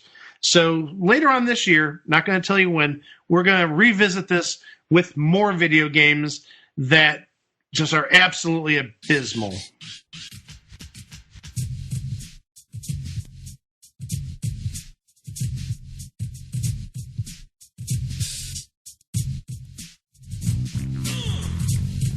Well, that was video games based on TV shows, and I'm just going to say this. I do not think whatsoever that my Triple H impression sounds in any way like Alan Thicke. I don't know what Mike was thinking. I mean, come on, my Triple H does not sound in any way whatsoever like my Alan Thicke impression. I just want to get it right out there for the record. But now that we've got that sorted out, we can talk about what's going on over on Place to Be Nation Pop right now. And on the latest episode of Laugh-In Theater, in episode 19, host Andy Afferton is joined by Steve Willey from PTBN's Main Event to do a live watch of the 1986 classic Ferris Bueller's Day Off. The guys discuss Breaking the Fourth Wall, Chicago's Landmarks, Ed Rooney's vendetta against Ferris, their first cars, Taking It Too Far, how unlikable Ferris really is. Was Cameron really the hero of this story? Yes, I think he was the hero of the story. I mean, he's wearing a Detroit Red Wings Gordie Howe jersey in Chicago. How can he not be the hero of the story if he's brave enough to wear a Gordie Howe Detroit Red Wings jersey? Hey, in-home intercons. Edie McClurg, our favorite here on It Was a Thing on TV. And Charlie Sheen as the voice of reason. Insert Tiger Blood joke here. And also in a Laugh-In Theater special, in the first special isolation edition of Laugh-In Theater, Andy is joined by the co-host of the PTB NXT podcast, Jennifer Spiff, Tim Capel, and Jacob Williams to do a live watch of The Naked Gun. The gang discusses evil dictators from the 1980s, Leslie Nielsen's dramatic acting roles, motion sickness, the presence of cake throughout the movie. There's a lot of cake in that movie, let me tell you. O.J. Simpson's filmography, old white guys, talking in public restrooms, stuffed beavers, driving lessons, Zippo lighter crowds, sexual organs on ceramic statues, old expired Worcestershire sauce, the parallels to 1989's Batman, and lionfish. So don't forget to boil your roast. Remember not to go 65 down the wrong way on a one-way street and wipe that thing on the side of your face. No, the other side. Well, I don't think you should do any wiping off your face in times like these, but hey, I'm not one to judge. Also, in the meantime, be sure to check out the PTBN wrestling feed, which includes a dive into topics running the gamut from today's WWE through yesteryear. The feed includes the Place to Be podcast, Main Event, Jenny and the Gems, Body Pressure Luck, PTB NXT, and so much more. Subscribe today. And while you're at it, subscribe to Jennifer Smith's The Jenny Position feed as well. This is the new home of Geek and Sassy, Talkin' Pop, Freak Out Driving, Telling Stories, and more. And also check out the North-South Connection, brought to you by JT Rizzero and Chad Campbell. It's the home of Wrestling Warzone, No Holds Barred, the Extreme Three-Way Dance, my favorite, Jeff Learns Wrestling, and more. And on the social media pages, the greatest sports logo of 2020 tournaments going on. There'll be 4 matchups per day, so make sure to like our tournament page on Facebook or follow us on Twitter so you won't miss a single one. And we have kicked off our 2020 stretch project on PTBN, determining the greatest WCW match ever. You have all year to do research, promote matches, and build your list. Conversation rules can be found at www.facebook.com/GWCW matches or on the Pro Wrestling Only message board. Be sure not to forget to check out PlaceToBeNation.com each and every day. We have new voices and fresh takes, bringing you articles on topics in the world of wrestling, sports, and pop culture, including Trent's SmackDown on Fox report, This Week in the WWE by John Crow, Paulie's Perspective, Jason's DVD Deep Dive, and Ben's Unpopular Opinion. And don't forget about veteran columns like Glenn Butler's Wednesday Walk Around the Web. And if you are doing online shopping right now on Amazon.com, and let's be honest, right now during the pandemic, of course you're doing online shopping at Amazon.com. Who isn't? Be sure to click on the Amazon banner on the right side of the Place to Be Nation homepage, or use www.placetobenation.com/Amazon. It takes you right to Amazon. It helps out PTBN at no cost to you. Okay, it's time for our final topic of the day on It Was a Thing on TV, and we're starting a series of short-lived shows that we have loved by looking at one of our favorite shows from the 1990s. It spent 2 seasons, 1 season each on ABC and another season on Fox, from 1994 and 1995, starring John Lovitz as the bald man himself with the catchphrase, "It stinks," that you always hear on our opening to each and every show. It is Jay Sherman. And of course, that would only mean one thing. It's time to talk about The Critic. Enjoy, everybody.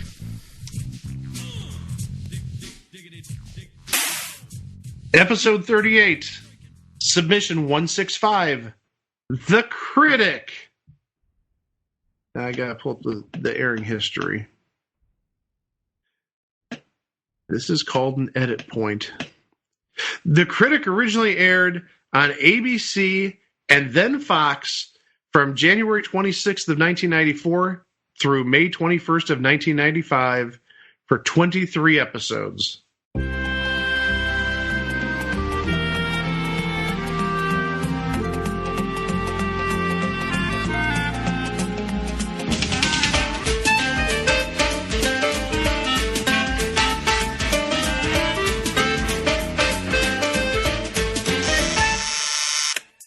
The following is a test of Faye Dunaway's vocal cords.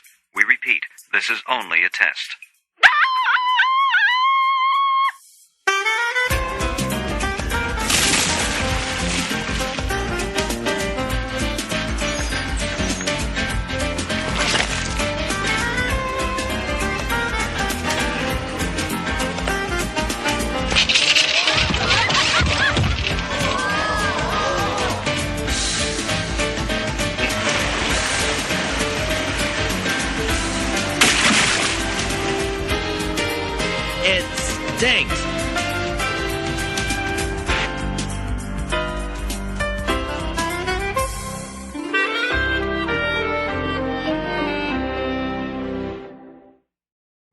Still Hans Zimmer's best work.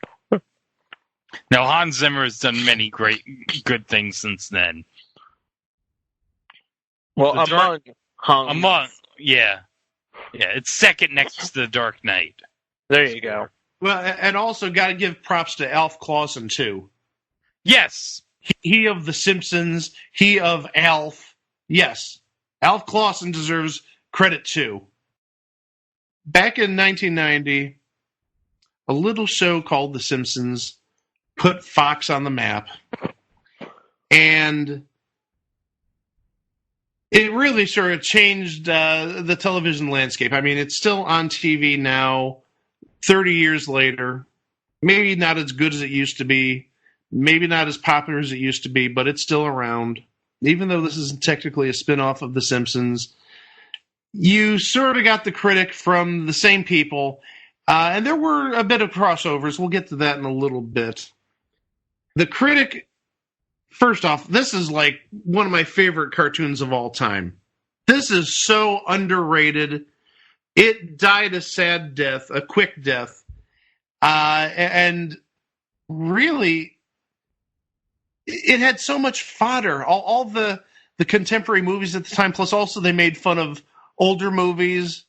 It was brilliant. And it wasn't The Simpsons in terms of necessarily, saying "eat my shorts" and Homer Simpson being an oaf.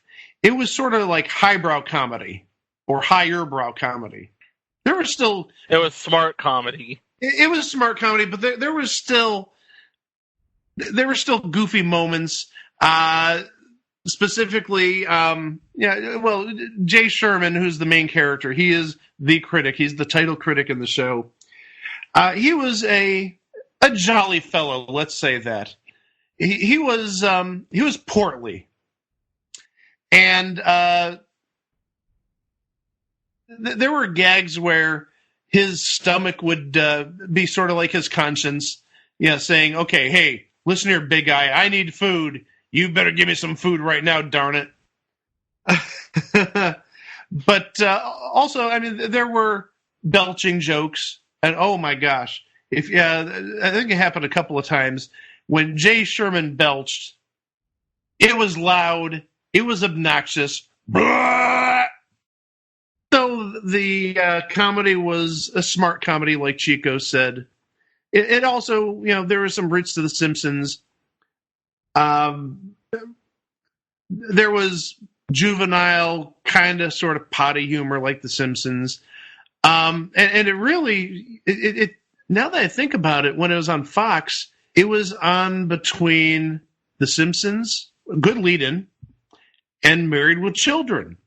So you have like the two bookends of like horrible, not necessarily horrible fathers, but maybe sort of incompetent fathers, or maybe call unorthodox fathers. And then you've got Jay Sherman, he was a separated dad, divorced, but by no means did he live his life the way that Al Bundy or Homer Simpson did. No. Well, I mentioned his son. His son was Marty, and Marty was equally portly like his father. Well, he's a jovial sort. He's portly like his dad. His heart's in the right place, and he is a very confused. I want to say he's a very confused 13-year-old. 12, close enough. There you go. And Marty went to a international school, and the international school was kind of unique. And they play on this in a couple of episodes where Marty wants to become student body president and writes a speech that Jay Sherman wrote. Marty Sherman also tried dating Fidel Castro's granddaughter once, and that was quite an interesting episode with him trying to stow away on a plane in a guitar case. And thing is, once he got caught, they're in Cuba. They can't turn around and send him back. This was before the tensions mellowed. back in 2016. Yeah, this is like at least 20 years before the tensions mellowed. But also there was a talent show at the school, and Marty did a belly dancing routine, and the pièce de résistance of Marty at the talent show was he had an image of the soldiers on Iwo Jima not planting the flag just yet, but he contorted his stomach in such a way that the people on Iwo Jima planted the flag, and you've got Stars and Stripes Forever playing in the background, and the crowd goes wild, and everybody else at the talent show's like not impressed. Marty was just like his father. Also, the same appetite. He was heavy set. He was a big kid. But just like Jay Sherman, Marty liked his food. I remember one episode that Carvel's comes into play because he wanted to get a cookie puss or a cookie-o-puss. And he also mentioned Fudgy the Whale, all Carvel creations. That wasn't the only character in the show. That's Jay's home life to an extent. There's also his work life. Oh, yes. Oh, yeah. His work life, he worked for Duke Phillips. Phillips. Yes. Phillips Broadcasting. Formerly Duke's House of Chicken and Waffles. Exactly. Duke's Chicken and Waffles. Right. And Duke Phillips was basically the Ted Turner of the station Jay was at. He was. He exactly was that. He was the Ted Turner of Phillips Broadcasting. And he was like rich out the wazoo. One thing about Duke that shows up in a couple episodes is I don't think they ever say his age. Oh, he's 39 years old. Yeah, he's 39. What? That's what it says. Duke is supposedly 39 years old, which honestly, I don't believe it because I always thought he was older than that. Not much older. I was thinking later in his 40s, but he's 39 years old, and his physical abilities, and this is shown in at least one episode, like doing exercises, even exercises with Jay Sherman on his back. He's in good shape, unlike Ted Turner, probably. We don't know that, but we'll just say that.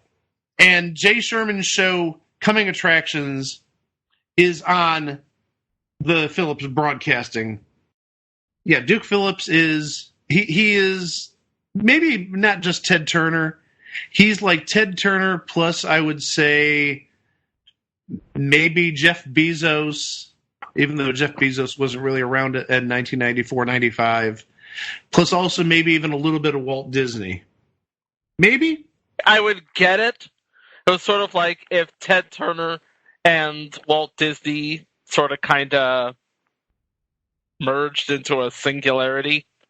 The reason I mention that is because Duke Phillips also had an amusement park. He also ran for president once. We'll get to that later. We'll get to that later. He also had a disease. He had everything. Jay Sherman's family life goes beyond Marty. You have his father. Oh, my gosh. His father, Franklin Sherman.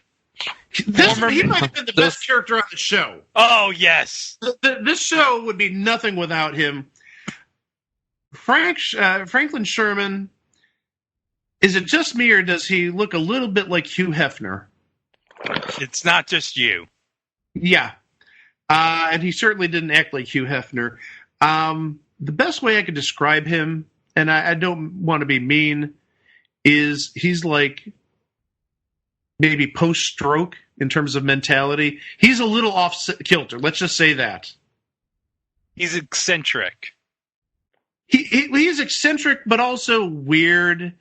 Maybe even, I don't want to say delusional, but something that came to mind is, I remember him talking about his first date, and he was in some sort of dream sequence with a cow, and he got hit on the head with a hammer, and colored bubbles started coming out of a pipe he was smoking.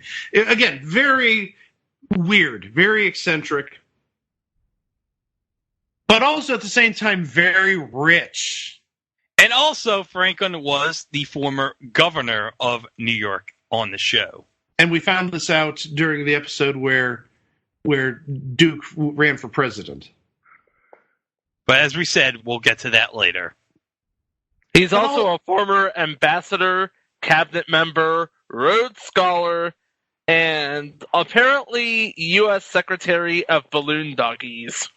Oh, yes, that's mentioned in one of the episodes. He was the U.S. Secretary for Balloon Doggies, yes. To which he says, and I'm doing my piss-poor Franklin Sherman impersonation, I didn't ask to be Secretary of Balloon Doggies. The Balloon Doggies demanded it. We mentioned some of Franklin Sherman's eccentricities. Some of them include he dressed up as the Energizer Bunny once. So he had the drum with him, and he said he kept on going and going. At a dinner party, he rubbed his rear end on dinner plates. He wore underpants on his head at the dinner table.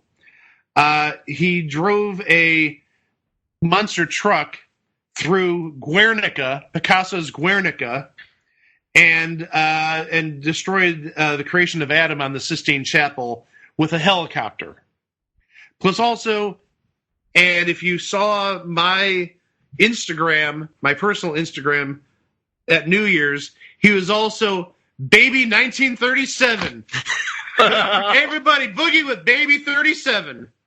How exactly was he named Baby 37? Did they just pick the best baby around the time? Well, he was 64 years old, and if this is 1994 minus 64 years old would be 1930. So I'm assuming it's conceivable as a 6-year-old he might have worn a New Year's diaper. I don't know. I definitely wouldn't have worn a diaper, I hope, at age 6, but that's his problem, not mine. He's Franklin Sherman. I mean, that's a Franklin Sherman thing. That's definitely a Franklin Sherman thing, yes. And there's his wife, Eleanor. And Eleanor, she's the sane one in the pair. Yes. Eleanor kind of has a voice that's similar to Katharine Hepburn. Yes, very. Yes. Good call. Mm-hmm. And she's Jay's adopted mother. And she has all her wits about her. She really doesn't do anything goofy. Maybe the worst thing she did is she wrote a book, a children's book about Jay called The Fat Little Pig. And it made a not too veiled reference to the fat little pig being Jay, because the face of the pig looked just like Jay, except where a nose is, there was a snout. And so Jay would go in public, and kids would say, hey, look, it's the fat little pig. Oink, oink, oink, oink, oink. And obviously that got embarrassing after the first half dozen kids or so. Eleanor's the rational side of that couple. And sometimes you saw Jay's ex-wife, not very often, named Ardith, and she was just an angry, bitter divorcee. Let's just no. She was angry and bitter before the divorce. In fact, there's a clip in a flashback where she says, "I don't know why I married you," and it was right after they got married. It's when they had their wedding picture taken. Yes. Oh, but it's always something about money. You owe me alimony. Yeah, she was not the best of wives, to say the least. Not even close. But Jay's love life got better because he found Alice in the second season. And Alice and Jay were such an adorable couple. Alice was married to Cyrus Tompkins, a country singer, but she left him, and she was suspicious because of Cyrus's album, which was called I'm Being Unfaithful to My Wife, Alice Tompkins. You heard me, Alice Tompkins. Big red flag. Just a little bit. She has a certain southern naivete to her, and she has the drawl, and she has the mannerisms and mindset of a good southern female. Yeah, and interestingly enough, she is played by the divinely amusing Park Overall, who played an identical character on Empty Nest. Very true. Good point. And Alice also had a little daughter from that marriage, Penny. And Penny was just so adorable. Oh, God. All I can remember her is, again, voiced by the late, great Russie Taylor, I must taste blood! Well, Jay, no. she's Well, been at your party 15 minutes and she already wants to taste blood. well, but the thing is, overall, Penny really enjoyed Jay. She enjoyed Jay as a stepfather, if you will, but also just as a good role model, a good adult in her life. Also, some other characters that we're going to go over just very quickly. You had Jeremy Hawke, who he's an Australian actor. He's Jay's best friend, and he was quite the ladies' man. Let's say that. Yeah, he was an Australian actor who was. It seemed like he was perennially in between gigs. Yes, he was always didn't have a steady job. He was always trying to find the next gig. But also, again, he was a fan with the ladies. He was a real charmer with the ladies. He had that Australian accent. And it seems like he can't get the ladies off him, even if he's talked like Bullwinkle. Yes, and he did that on an episode. I could even talk like Bullwinkle. And another character that's on this show is Doris, who is voiced by Doris Grau, who, if you don't know who she is, she was Lunch Lady Doris on The Simpsons. Maybe a bit of a stretch. Doris playing Doris on one show and playing Doris on another show. It's almost like Tony Danza. Anytime he plays a role on TV, who does he play? He plays Tony. Although, sadly, on this show, Doris doesn't grease up groundskeeper Willie. No, on this show, she plays Jay's makeup artist, and the one thing she is known for is she smokes like a chimney stack. Anytime you see her, there's a cigarette in her mouth. And even one time, Jay Sherman took cigarettes out of her mouth, and what would pop up? Another cigarette. And I think you even heard like a cash register cha-ching. So you took the one cigarette out, cha-ching, new cigarette comes out. Took that one out, cha-ching, new cigarette comes out. Already lit, by the way. But also in one episode, she was almost Jay's biological mother. But DNA tests without the assistance of Maury Povich said she is not the mother. Aww. We should also mention that Jay did have a younger sister named Margot. And she was a biological child of Franklin, Illinois. She wasn't adopted. She's 17, and she's a junior at Miss Hathaway's School for Untouched Girls. I'm sorry. Oh. And the thing about Margot is she's nothing like her mother. Her mother is this socialite who went to finishing school. Margot can't stand it, and she is, to use a modern term, woke. And also, she's nothing like her dad. No. Plus also, like most teenagers, she's a little bit on the rebellious side, because she did actually date a grunge rock singer in one episode. And she was very close to losing her virginity with him. But she discovered that he was cheating on her, and she broke up with him. In addition, I mentioned Jeremy Hawke earlier. Jeremy and Jay Sherman would meet at a restaurant, and the restaurant was run by a gentleman named Vlada Veramirovich. Yes. And I know Greg has stuff to say about Vlada. Oh yeah, Vlada was like excellent. He was like one of the best characters on the show. He was, and he had this high-ish voice with a European accent. Yes. And he ran the restaurant. And the restaurant was called Lan Riche, which they actually showed in one episode. The name was flashing in neon, and it went from Lan Riche to its name in English, which is called the Wealthy Jackass, or the Rich Jackass. But it on the show it was called the Wealthy Jackass. And he'd always welcome Jay Sherman by saying, Mr. Sherman! And he'd actually sort of say it like that, with that high voice and that accent. Vlada's son Zoltan also attends the UN school that Marty attends, and he sings in the talent show I mentioned earlier. He sings unintentionally hilarious songs about his homeland. I remember a song like "Hee dee hee dee hee dee poopy," and everybody laughed, ha ha ha ha. And he keeps on going, "Hee dee hee dee hee dee poopy, ha ha ha."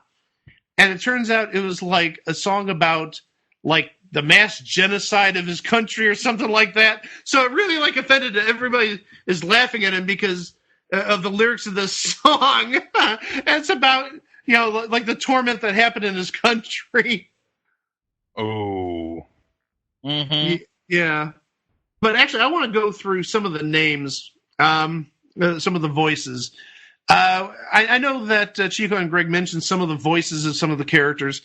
I think we need to give credit where credit's due because the voices on this show were absolutely amazing and some of the best voices in the business, to be honest. Yeah, and we haven't even mentioned who voiced Jay yet. No, that's where I'm going to start. Yep, begin with the big one. Yes, kind of figuratively and literally. John Lovitz.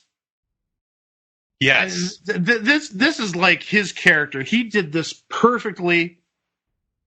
You know John Lovitz nowadays from the TV show Funny You Should Ask, but even before then, he was on SNL, and he was on SNL during the great comeback years of the mid to late 80s, and I believe even the early 90s.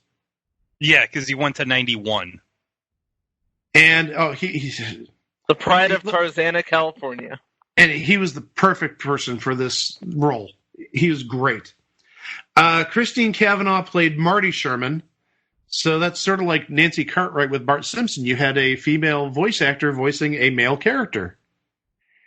And interestingly enough, who voiced Margot Sherman? Nancy Cartwright. There you go. Yeah, Garrett Graham is the voice of Franklin Sherman. Judith Ivey, who we mentioned earlier, was Eleanor Sherman, and Doris Grau, as we said, Lunch Lady Doris, was Doris, the makeup lady. Maurice LaMarche, what can you say about him? He is an amazing voice actor. You cannot say enough about Maurice LaMarche. He's literally the man of 1,000 voices. Well, 1,001. Nobody can touch the blank. You're absolutely right. He is a legend. He voiced, now these are more or less minor characters. He didn't voice any of the major characters, but Jeremy Hawk, so the Australian actor he voiced the principal of the UN school. He voiced Howard Stern. Specifically, I remember there was a parody of The Lion King called The Cockroach King, and God. And this was it Simba that was the little lion? Yeah. Okay. I don't know if it's Simba or Pumbaa. I've never seen The Lion King. I got to change that.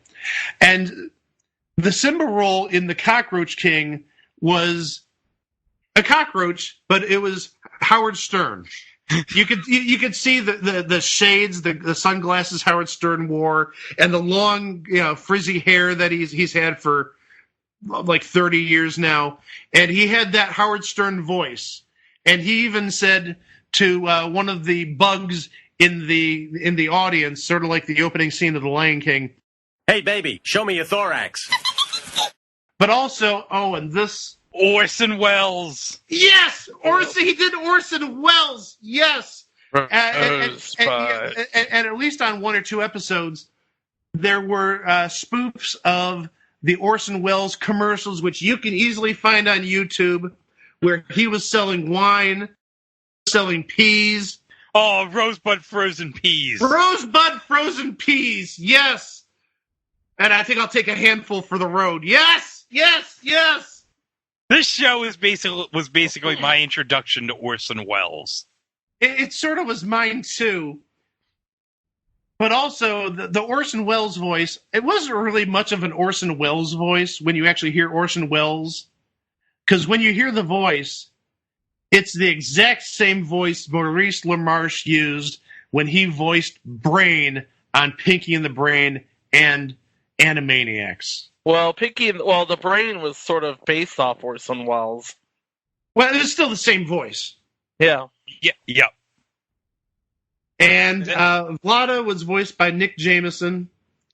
And Ardith, the ex-wife, actually had two people voice her.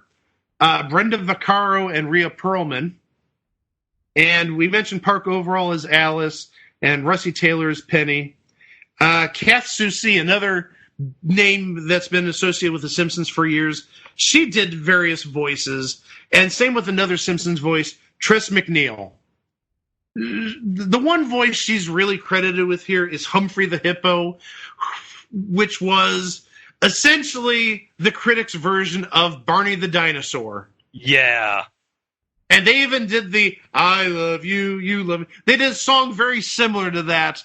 The only real time I remember seeing Humphrey the Hippo is on one episode. The floor of the studio where Coming Attractions was being recorded was sort of flimsy, and Jay was obviously kind of bulky, kind of heavy, and he fell through the floor, fell through about 3 floors, and ultimately fell through the Humphrey the Hippo show while the kids are holding hands and singing the I Love You song.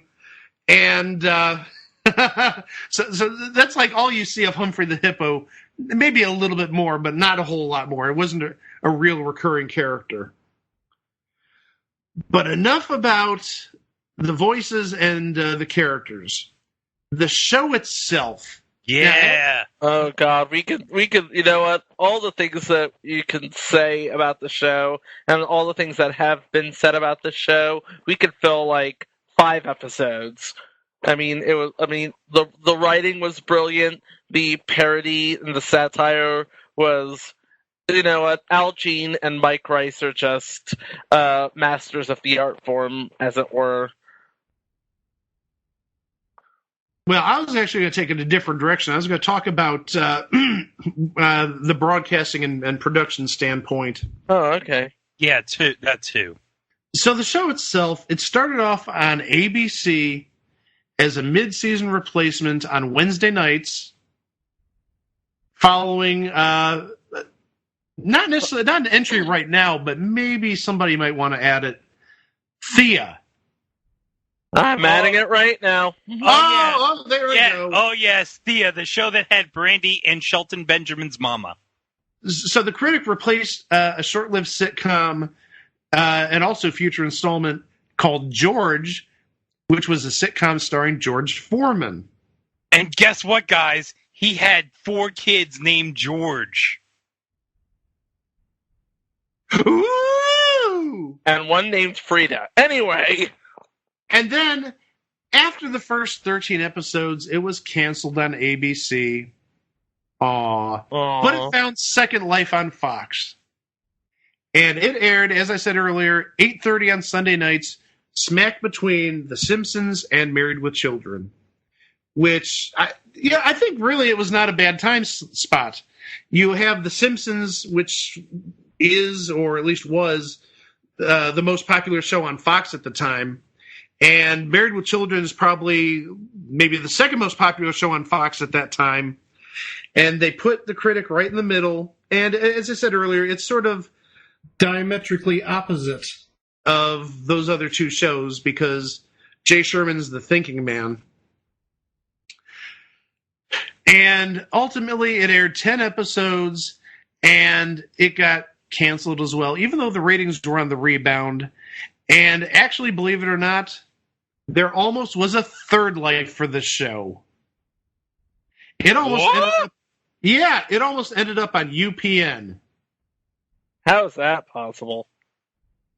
UPN says we'd like to pick up the show, but UPN didn't pick it up, even though 9 scripts had already been written for a planned 3rd season. So I think the people at the Critic knew they had something there. It's just ABC didn't want it, and Fox didn't want it, and UPN didn't want it. But one place, and this is where it got a lot of publicity, a lot of views, one place that wanted it was Comedy Central. This aired on Comedy Central in a late-night cartoon block on Sunday nights, and that's where I fell in love with it right there. I mean, I remember seeing it when it was on Fox at ABC, but it was sort of one of those, oh, yeah, it was on the air, then it was off the air a couple of weeks later. But once you start seeing these episodes, like I said, over a 3 or 4 year period on Comedy Central, you sort of fell in love with them. Yeah. But then, and this may be in part due to the Comedy Central airings, there was a brief revival of the Critic, kind of, sort of. Very kind of, sort of. In the year 2000, the website shockwave.com. Remember when Shockwave was a thing on the internet? Yeah. Oh, yeah. Shockwave had 10 web-exclusive episodes. And actually those episodes, and I remember back 20 years ago, I actually saved them on my computer. They're actually available on the DVD box set. So if you can find it, I'm sure it's on Amazon. You can get those webisodes that you couldn't necessarily, well, you could save if you're tech savvy, but yeah, I'm guessing the resolution, and especially like nowadays, since monitors are so much better and animation so much better, does it stand the test of time after 20 years? I'm not sure. I'm going to have to revisit that on my DVDs. We mentioned earlier about a relationship, a crossover with The Simpsons. There actually was, it sort of crossed over both ways, albeit not really The Simpsons appearing on The Critic per se. There was an episode where Jay Sherman actually was on The Simpsons. Yeah, it was A Star is Burns, and Matt Groening, who was, of course, the creator of The Simpsons, had a bone of contention with James L. Brooks, who produces both The Simpsons and The Critic. He saw it as nothing more than advertisement for The Critic, and he had an LMNO for that episode. Yeah, his name's not even credited in the episode, if I recall. Yeah, that would be what an LMNO is. Leave my name off. Oh, I learned something. And as a real stretch, what did Jay Sherman play on this crossover episode with The Simpsons? He played a film critic. A film critic at a film festival. And this episode was right before the 2nd season premiere. Yes. And it has probably, in my opinion, one of the most famous bits ever in the history of The Simpsons. Boo earns. Are you saying boo or boo earns? Boo! Boo! I was saying boo words. Oh, and the second funniest bit ever from The Simpsons. Man getting hit by football. Or as Homer Simpson famously called it, football in the groin. But the football in the groin had a football in the groin. I'll tell you what, when I saw that when I was 11 years old, I died laughing for, I swear to God, a half hour. Oh, dog. I recorded the episode, and then I would just slow the football getting hit in Hans Bullman's groin, and I die every time. And that's 11-year-old Greg Diener, everybody. Now you know where he gets. But also, The Simpsons sort of appeared on The Critic as well. There was a costume ball once, and Jay and Alice, they went as Homer and Marge Simpson. Well, there also was a brief appearance in an episode called Dial M for Mother, where Jay Sherman was being interviewed by Geraldo, and he was talking over his audience's heads, using a lot of college words. So a family that's watching this interview is getting bored and says, let's change the channel. And they change to The Simpsons, and they see Homer, after stepping on a rake, saying, "Don't!" and Bart saying, "Ay caramba!" And what does the father of the family say? "Now this I understand." Well, it's sort of self-deprecating. It was a smart comedy. Yeah. Yes. It was sort of like polar opposites of The Simpsons, but I think that's part of the reason we love it. Indeed it is. How about we look at some episodes and maybe reflect on them? Yes. Yep. We start with the pilot from January 26, 1994, where Jay Sherman gets a second chance at love when a gorgeous movie star named Valerie Fox, voiced by Jennifer Lean, who you may remember from Season 1 of Voyager and all of Men in Black the series. But it may go all to pieces if Jay doesn't give Valerie a glowing review for her latest movie, the Basic Instinct-inspired erotic thriller, Kiss of Death. Here's the thing. Kiss of Death? Valerie Fox in Kiss of Death. She bad! Well, there's a lot of comparisons here to Sharon Stone in terms of looks, in terms of actions. Valerie Fox has long, flowing blonde hair, starlit looks. She, even at one point when talking with Jay Sherman, does the old Sharon Stone leg cross. Oh, my. You know what I'm talking about. Right? Yeah. So in the end, Valerie and Jay sort of have a relationship, but it gets broken off because Jay gave Valerie a bad review in the movie Kiss of Death. Yeah. And here's the thing about Valerie. You know how she's trying to convince everybody that she's not dating Jay just to get a good review, and for a while it seems to work. But the truth came out when Jay walked through the door and Valerie slaps him, only to say, "You're short, you're fat, and even for a critic, you're ugly." And then the best part of the episode is she's going to the airport, and Jay's like, "Now, I know people think that I'm a cynic, but I'm not, because I know you're coming back to me now. Now. Now. Now. Now." And I think you have to envision that every image when he says now gets further and further away. Yeah. So she might be nearby on the first now, but then you pull back a little bit on the second one. The third one, she's on the plane. The fourth one, the plane's leaving. Yeah. And the fifth one's all that's left is that guy with that thing that cleans all the garbage. Mm-hmm. Garbage can? No, that thing at the airports where you sweep the garbage. Yeah. Just can? Something like that. Okay.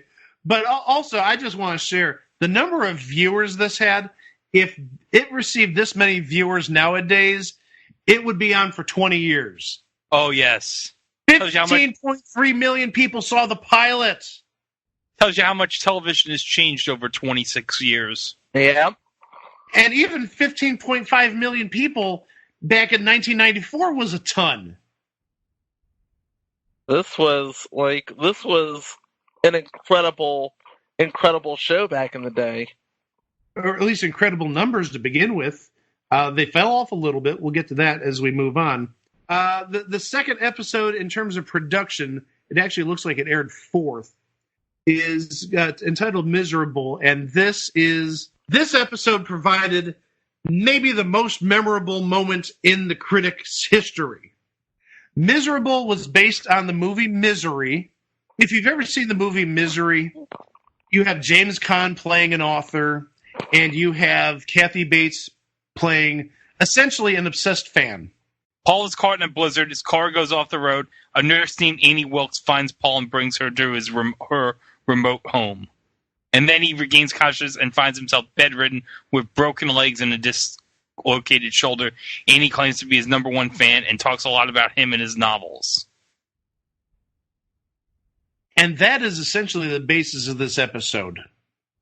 Except just, change some names, change the location to an apartment in New York City. Instead of being tied by ropes, he's being tied down with film. He gets saved because of a display for when he had a book. And this display, it had an automated moving arm, and it would say, what phrase repeatedly? Say it with me, guys. Buy my book! Buy my book! Buy my book! Buy my book! And ultimately, once he's rescued, this gets so annoying that the police actually shoot it. Probably the best moment ever. And I feel almost compelled to add right now, talking about books and talking about previous episodes, buy Adam's book. Buy Adam's book. Buy Adam's book. A little bit of trivia about this episode. It was actually supposed to air in production order, but it was put off for a couple of weeks because ABC censors barred it from being shown due to unsuitable content. Really? Mm-hmm. What was unsuitable about that episode? Yeah, why would we so unsuitable for the people at ABC to say, nope, we're not airing this?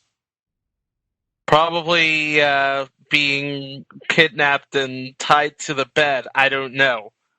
I don't know what was going through. I saw things on the original run of Twin Peaks that were more disturbing than that. But it did ultimately air. It aired on the February 16th. Thank you, Brain. And I want to add who wrote this episode.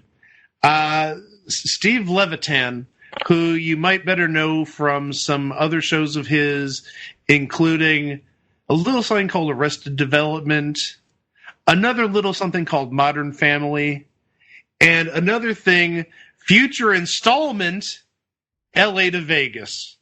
But also, future installment, Greg the Bunny. Very soon, future installment, Greg the Bunny. There you go. And another future installment. Stacked. Yes. So yeah, he wrote this episode before really hitting the big time. Episode 3, which is actually the second aired episode, Marty's First Date. Marty invites his father, Jay, to career day at school, where Marty falls for a Cuban girl named Carmen, who is later revealed to be the granddaughter of Fidel Castro. We talked about this earlier, about Marty stowing away in the plane in a guitar case, and then the guitar case opens up, and next thing you know, there's 5-6 security agents around him with guns drawn, and he explains, I just wanted to see Carmen and go down to her homeland, Cuba, which obviously in 1994 was not a thing. And lo and behold, the grandfather is Fidel Castro. He's actually treated like a nice, grandfatherly human being. He's not treated like the dictator he was. My takeaway is there was a parade going on. I forget what the parade was for. And it was commentated by what could best be described as a Willard Scott type of figure or character. And I'm guessing somebody else from around that time, maybe like a Jane Pauley type. But I remember the Willard Scott one. And the parade was being sponsored by toilet paper, now in rough and extra rough. Okay. Going to episode 3, Dial M for Mother. Third aired episode. Episode 4. Yeah, third aired episode, but fourth in production. There terms. You go. When test audiences brand Jay Sherman worse than Hitler, Duke sets up harsh. Oh, yeah. Duke sets up a TV special where Geraldo Rivera interviews Jay with his adoptive mother, Eleanor, which falls apart when Jay yells at Eleanor. Yeah, Eleanor reveals some stuff about Jay, which Jay didn't take too kindly towards.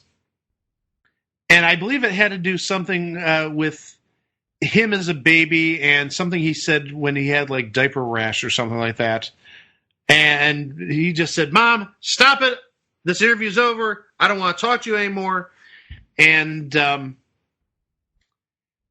so, that was part of the episode, and the rest of it was sort of trying to rectify the relationship. Yeah. And the thing of it is, Eleanor turns out that she was taken to hospital because of what I'm assuming is broken heart syndrome. Aww. Episode 5, both in terms of production and order of airing, is A Little Devil Do You. Eleanor forces Margot to get prepared for and attend a debutante ball, despite Margot's protests over how sexist and elitist it is. Meanwhile, Jay gets into a ratings war with children's show host Humphrey the Hippo. Yes! Oh, yeah. Then it turns into something else entirely. Also, I'd just like to point out that Humphrey the Hippo, which is linked here in Wikipedia, what does it take you to if you click through it? It takes you to Barney and Friends. Bravo! Very nice, Wikipedia. Very nice. Well done. Episode 6, Eyes on the Prize. Jay rethinks his career when his 1000th episode bash is a dud. He seeks advice from image consultant Adolf Hitmaker, which was voiced by Phil Hartman, but his advice and all other attempts at recreating his TV image prove unsuccessful. This is the episode where he was actually looking for another Pulitzer. Now I remember this episode. If the movie stinks, just don't go. Yes, that's the line that everybody says when he gets his Pulitzer. If the movie stinks, just don't go. If the movie stinks, just don't go. And here comes Franklin. Yes, what did Franklin say? Yes. If the movie stinks, do-si-do. Do-si-do, yes! But there is some truth in what he said, basically. It's like, if it's based on a TV show, don't go. If it's a sequel, give it a rest. If it's a remake of the classic, rent the classic. He's not wrong. But also, this episode had one of my favorite movie parodies, and that was Arthur 3, Revenge of the Liver.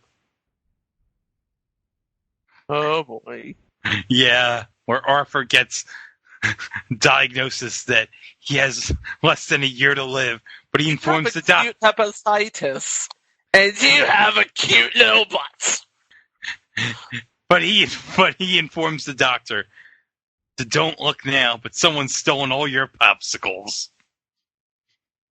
Which is exactly the same thing I've thought to myself whenever I visited the doctor. Someone has stolen all the popsicles. So this episode also features Jay Sherman's student film titled L'artiste mort, which means the artist is dead in French. They like their French phrases here. And the one big takeaway, now first off, it's so bizarre, but at the end you see Jay Sherman's feet dangling like he hung himself, unfortunately. But then someone comes in the scene and says, "Oh no, my Prometheus." And you can hear him whisper, "That's Prometheus." And then you see Finn pop up, Fin, Finn, end of the movie. And everybody is sitting there. Jeremy's watching this, Marty's watching this, and they've all got this look of disbelief as the film ends and you hear the film reel thwap, thwap, thwap, thwap, thwap as it is going around. No, it's Prometheus. Oh no, Prometheus. Oh no, Prometheus. That's Prometheus. Yes. Episode 7, Every Doris Has Her Day. Oh, Doris Day. Sorry, joke there. A little play on words.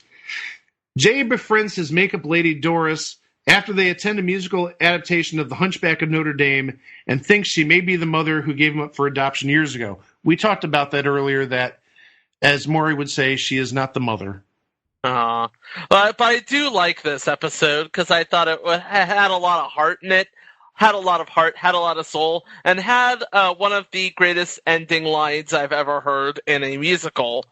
Brought to you by Toyota, the hatchback fit for a hunchback. That's why we said this is like an intelligent TV show. This may have been almost too smart for their audience, but it was darn good. Episode 8, Marathon Mensch. Jay's masculinity is called into question after Doris rescues Jay from a studio fire, so Jay trains for the New York Marathon. And he actually does take part in the marathon. It takes him like forever to finish the marathon, but he gets it done. And I think he did it for Marty, which makes sense because he is Marty's role model. He is Marty's everything, and vice versa. Yeah. But also, I remember in this episode there was a parody of the Bad News Bears starring Tony Curtis called Bad News Mets, and what I remember is it included a joke about when Vince Coleman threw a firecracker at Dodger Stadium. That would have been very timely at the time. He wouldn't have been with the Mets at the time, but it was definitely very timely because by that point, I think Vince Coleman would have been probably with the Royals, if I remember correctly. Yes. Mm-hmm. But still, the firecracker incident, I believe, was about 1990? No, it was 93. 93, okay. 90 would have been his last year with the Cardinals. Ah, okay. I stand corrected. All right. Episode 9, LAJ. Jay moves to Los Angeles when studio executive Gary Grossman, who is voiced by Billy Crystal, offers the Critic a chance to write the second sequel to the Ghost Chasers franchise. And by the way, in Wikipedia, Ghost Chasers links directly to Ghostbusters. Shocker, I know. Mm-hmm. And the thing about, and one of those, and again, it had one of those memorable but at the same time not scenes. I showed it to this one guy. He said it had heart. I showed it to Jazzman Joe. It's got soul. And I showed it to Hasidic Carrie. It could have been Weiss. Ultimately, Jay believed he actually was going to sell this script, and it turned out that it ended up in the circular file. And Jay was a little upset and went back to New York. Aww. Yeah. Episode 10, Dr. J. Duke is diagnosed with a rare disease, and Jay is determined to find a cure. And we mentioned this earlier. We said Duke was diagnosed with Duke Phillips disease. Wow. He got his own disease. So about that episode, Chico, you wanted to say something. Yeah, it starts at the Cannes Film Festival, where Duke was displaying Phillips vision, which replaces downer endings with happier endings. And when he's gone to defend this new quote-unquote innovation, clutches his chest, falls to the ground, and is given 4 years to live. Jay works on a sort of a remedy to this symptom, to this syndrome. He's mixing chemicals and Snapple, testing it out on a hamster, and all of a sudden he sneezes into it, and that proves to be, boom, that's the X Factor. So Duke takes the serum and is instantly cured. So Jay asks for one thing in return for Phillips's oil, you have to get rid of Philip's vision. And it turns out that this serum has also been used on a member of the Ku Klux Klan, a whale clubber, a couple of neo-Nazis, and a trio of prisoners. Oh. And once again, written by one of the greats of the medium, John Vitti. Episode 11, A Day at the Races and a Night at the Opera. After Marty bombs out during his elementary school field day, Jay buys his son a guitar and encourages him to take lessons. Meanwhile, after Them magazine christens Jay the wittiest man in the world, Duke offers to pay $100 to every viewer who does not find Jay funny. Oh, boy. This is the episode, if I recall, where Kareem Abdul-Jabbar guest stars in a cameo where he has Jay as little knothead. Yes, you're exactly right about that. That he calls him Dr. Knothead after Jay complains, "This is demeaning. I have a PhD in film." Okay, Dr. Knothead. So, regarding the subplot of this episode, where Duke was going to pay $100 to people who don't laugh at Jay's show, all the defendants in a court case regarding this, they were actually at the Meadowlands Sports Arena in Secaucus, New Jersey, and they sang a version of "Take Me Out to the Ball Game." Except it's not "Take Me Out to the Ball Game." Here's what it is. We're all suing Jay Sherman. We want damages too. We're going to take him for every nickel. You're the reason that we're in this pickle. Shut up. And then episode 12, Uneasy Rider. I remember this one. He quits his show to become a truck driver after he's asked to promote Savvy Indian chewing tobacco. But Duke does find somebody to promote it. It's Rex Reed, who replaces the Shermometer with the Rexel thermometer. Yuck, yuck, yuck. Yummy. Yummy, yum, yum. And Jay Sherman, when he became a long-distance trucker, what was his CB handle? Well, first it was Lard Butt. Lard Butt, yes! Then it became Hard Butt. And the ultimate irony is, what was he hauling across the country? Savvy Indian chewing tobacco. Another great episode. Yep. And then the last episode from the ABC run, A Pig Boy and His Dog. Eleanor writes a children's book called The Fat Little Pig, and we mentioned this earlier, featuring a character based on Jay. Meanwhile, Jay adopts a Great Dane puppy who grows up too fast and becomes a nuisance. Because Great Danes aren't dainty little dogs. They're not little Pomeranians or anything like that. But yeah, this is the one where all of the children would call Jay the fat little pig and go oink, oink, oink. Yeah, and another reason for Jay to be upset with his mother. Meanwhile, she's a writing superstar because she wrote this hit book. This also has one of my favorite movie parodies where they have Barney the Dinosaur, the movie, with Marlon Brando as Barney the Dinosaur, with Marlon Brando inside the Barney the Dinosaur costume, because I guess they couldn't afford Caitlin Deaver's dad to do the voice. And meanwhile, Margot and Eleanor are talking about her future plans to attend Eleanor's alma mater, l'Université Française de Hackensack. Oh, more French. This should have been required watching for French classes back in the day with all the French names in this show. And another thing that this episode did was rely on the fact that what comes out after this episode? Home Improvement. Two of Franklin's jokes. He goes out back. and asks for advice from a person he thinks is Wilson, but is actually... I know what's coming. His Scarecrow. And the first time he ends up talking to a frog, says, "Ribbit, ribbit, ribbit." Goes to Eleanor and says, "You should rivet. Rivet, rivet, rivet."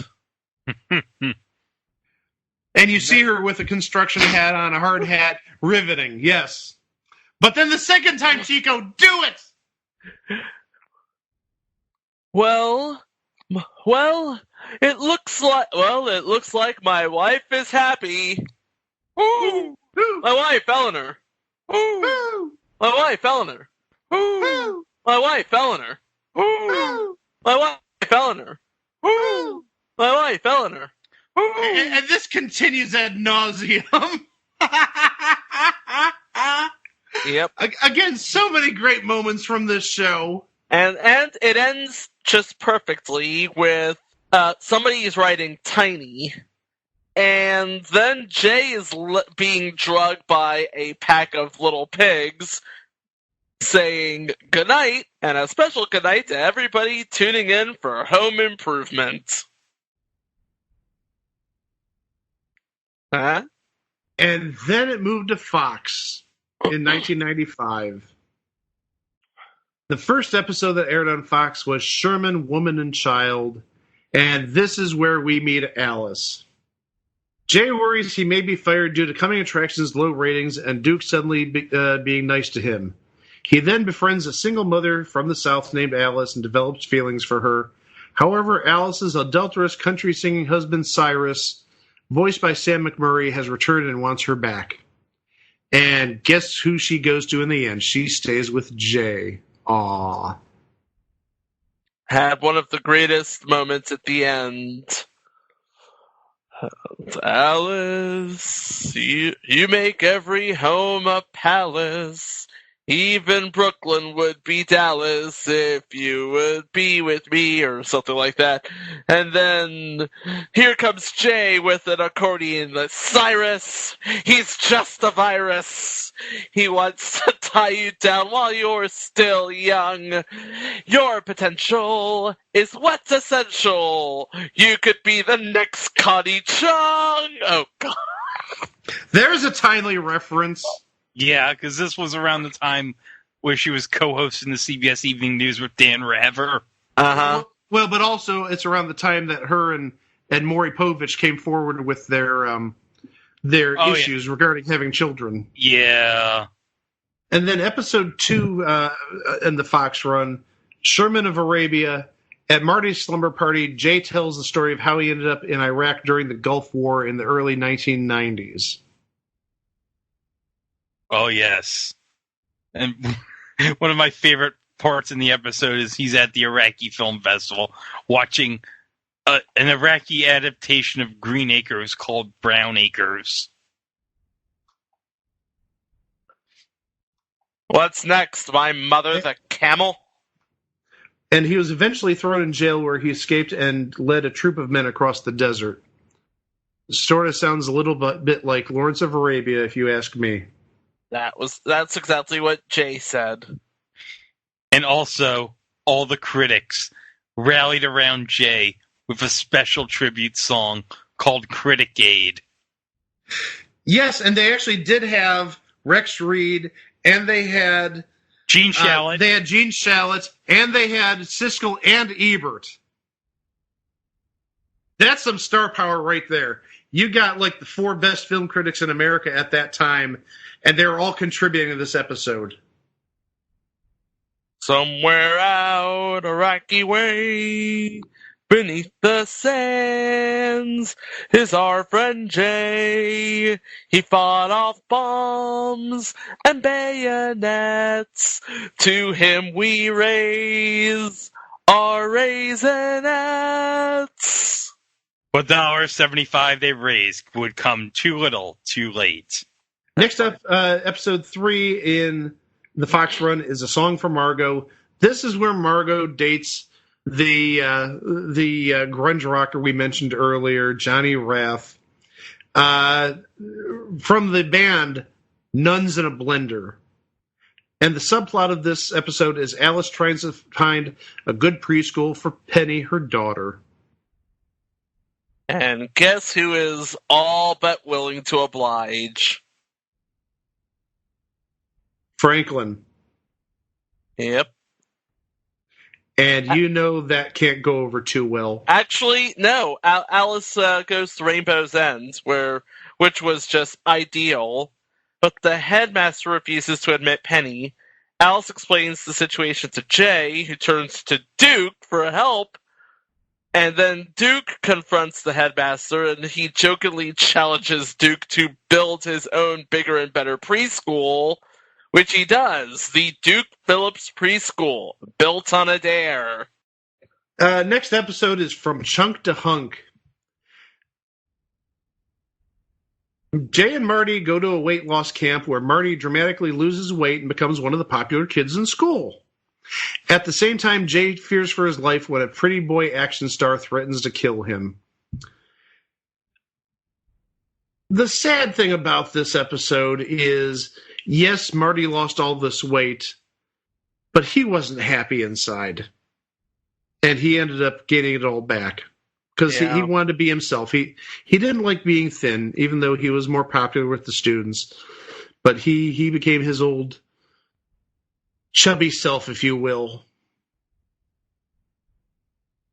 And this also has one of my favorite parodies, which is a parody of Speed called Speed Reading.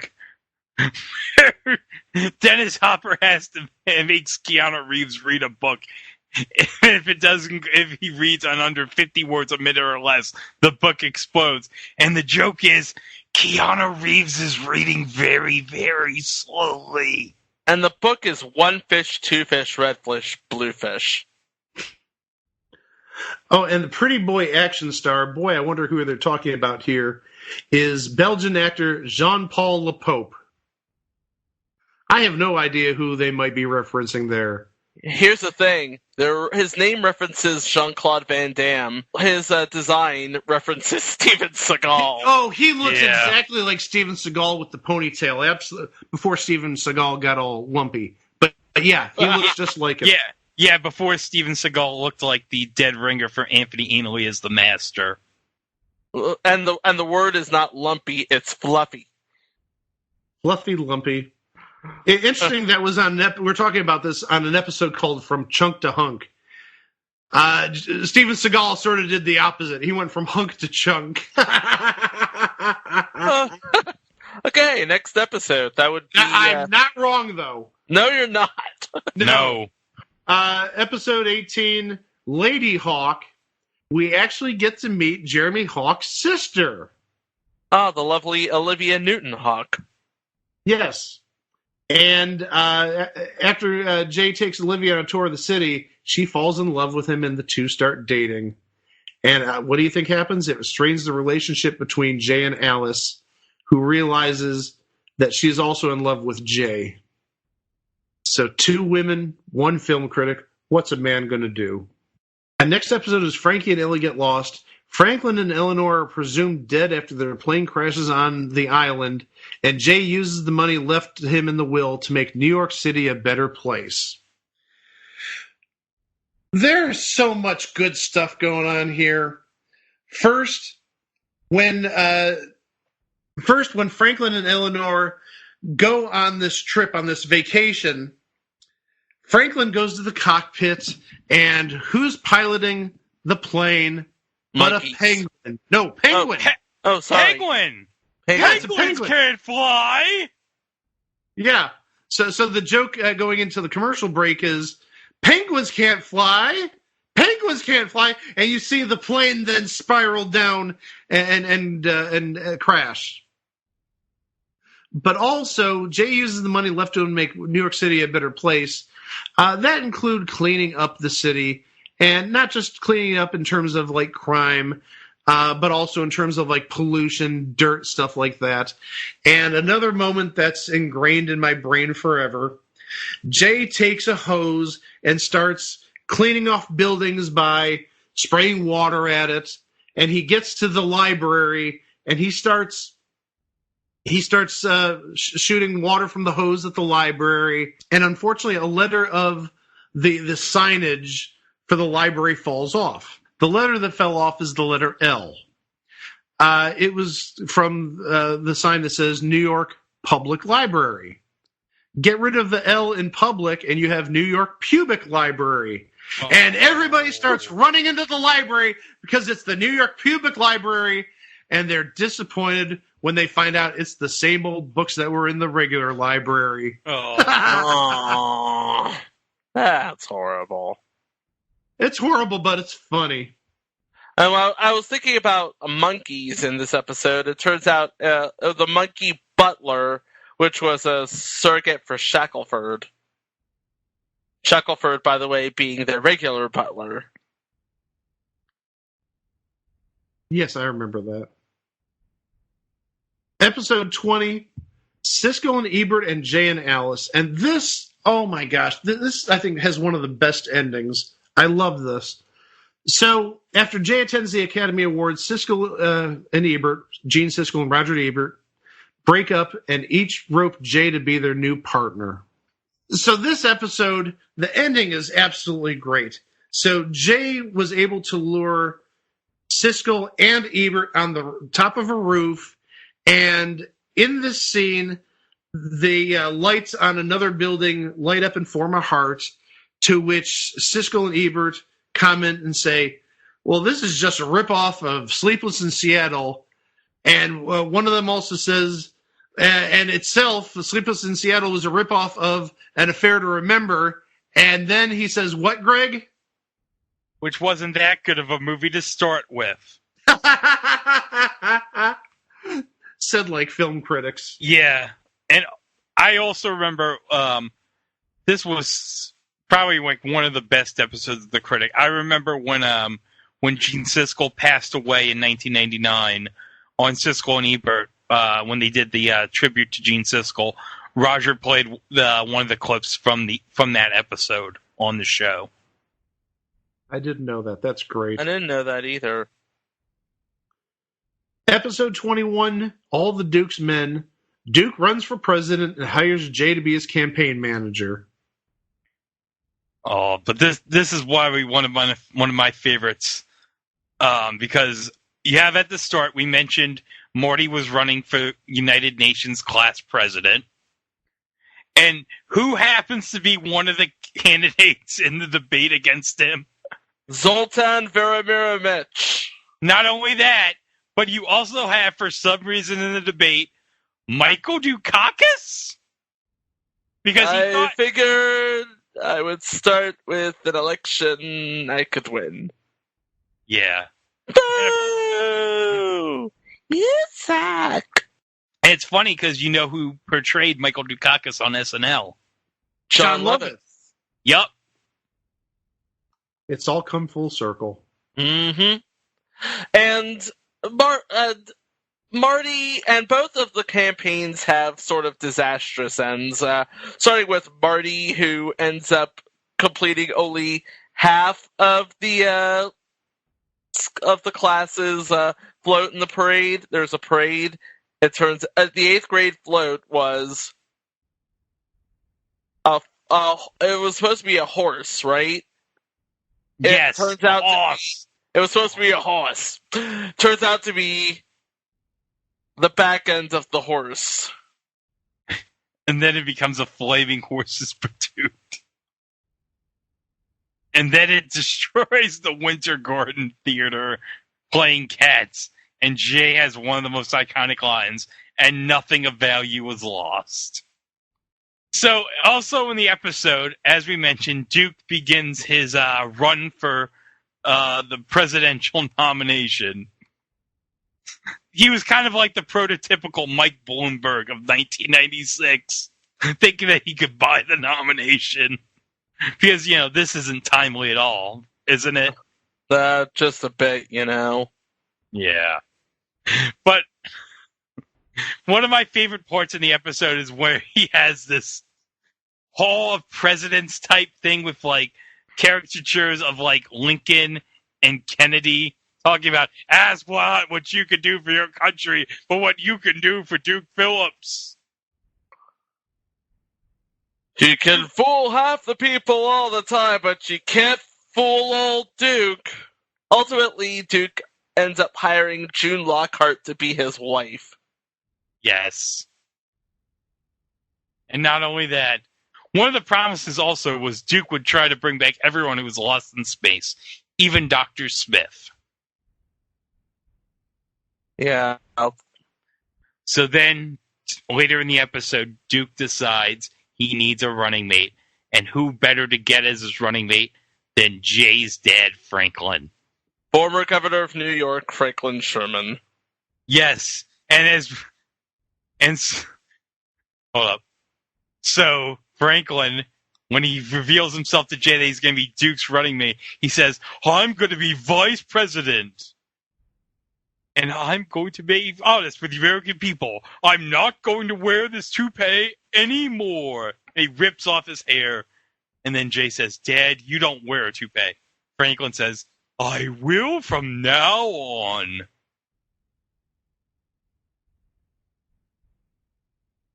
And ultimately, Duke decides, once Jay quits his campaign, to just be honest.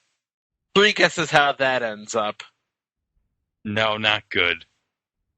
Not good at all. Probably the same as the Mike Bloomberg campaign. Well, it didn't end with Lassie biting Duke Phillips, or Lassie biting Mike Bloomberg in the you-know-where, you know? But darn it should have. Okay. Episode 9 of Season 2, Dukerella. Alice's upstaging sister arrives in search of a rich husband and quickly turns her attentions to Jay. Why? Every woman wants Jay in this show. You had it in the pilot. You have it now. You had it at the start of the second season with Alice. Everybody wants a film critic. Yeah, apparently. But ultimately, she falls in love with Duke while she's at a disguise party. So Duke doesn't know who this lady is, and he gets desperate trying to look for her. And it basically turns into Cinderella. There's a lost slipper, and Duke must find who had the slipper, and goes to every female to see if their foot fits in the slipper. Yeah. And one little twist: the slipper didn't fit Miranda. The slipper fit Doris. Oh boy. But hey, Miranda has a job at Mattress in an Hour. Everybody suggests Duke call Mattress in an Hour. And magic ultimately happens. Duke got a mattress in an hour? Duke got a mattress in an hour. Man, those are some good times. And the final broadcast episode, fittingly enough, I can't believe it's a clip show. And it's pretty much what you just said. It was a clip show, but with one little twist. During the clip show, which happened to be the 10th anniversary show of Coming Attractions at Carnegie Hall, the show's held hostage by terrorists. Fortunately, in the end, everybody is rescued, and you won't believe who rescues everybody. Who rescues everybody? Milton Berle. Oh, that's great. You have Uncle Milty coming in to save the day. His legendary genitalia went into the bomb and confused the wires so much. Oh. Too bad he couldn't save this show. One fact I want to mention about this episode, it actually was supposed to air originally a month earlier, but considering that there was kind of, if you think about the time frame, May of 1995, and you think of a certain event that happened the previous month, yeah, you can see why they moved it. Yeah. And then there were 10 webisodes. We're not going to go through the webisodes. As I said, they are on the DVD set, which you can find. And actually, the DVD set was so popular, it's been through 5 printings now. Wow. Or at least 5 printings. So that tells me people love this show, just like the 3 of us. Yep. And to end the episode, we're going to talk about the end of each episode. The end of each episode was great. You had Jay sitting in a theater, in a movie theater, watching the credits on the screen, and then you'd have an usher saying, "It's time to leave, Mr. Sherman," or the film's over.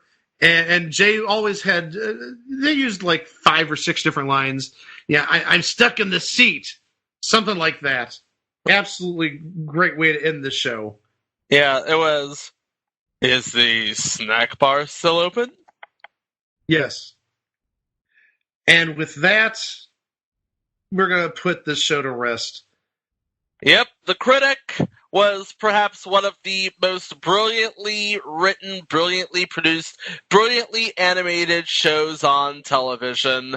But because it was perhaps maybe too smart for its time, it was just a thing on TV.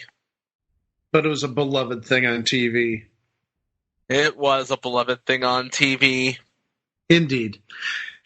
So as always, remember you can find back episodes, social media links, everything you'd like to know about the show at itwasthethingontv.com.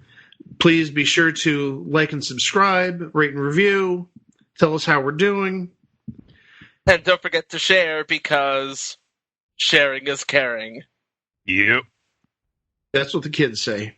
Mm-hmm. Mm-hmm. And later on this week, we're going to come back with another episode of another beloved show that we really, really enjoy. We're definitely not being snarky on these episodes. These are episodes that we absolutely love. So that'll be happening later on this week. Until then, thank you for listening. We'll talk to you soon.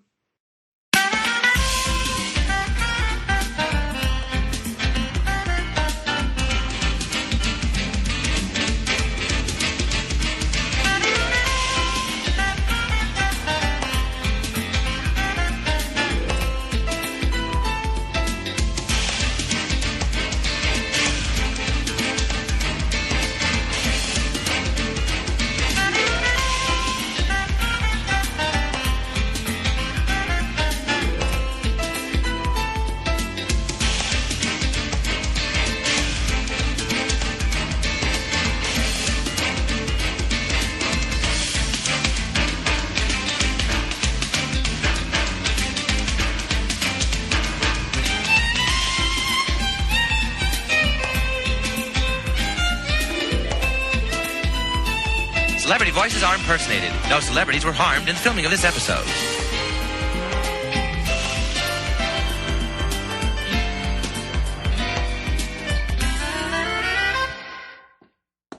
Excuse me, the show's over. Get away, Pipsqueak. That's why I love her.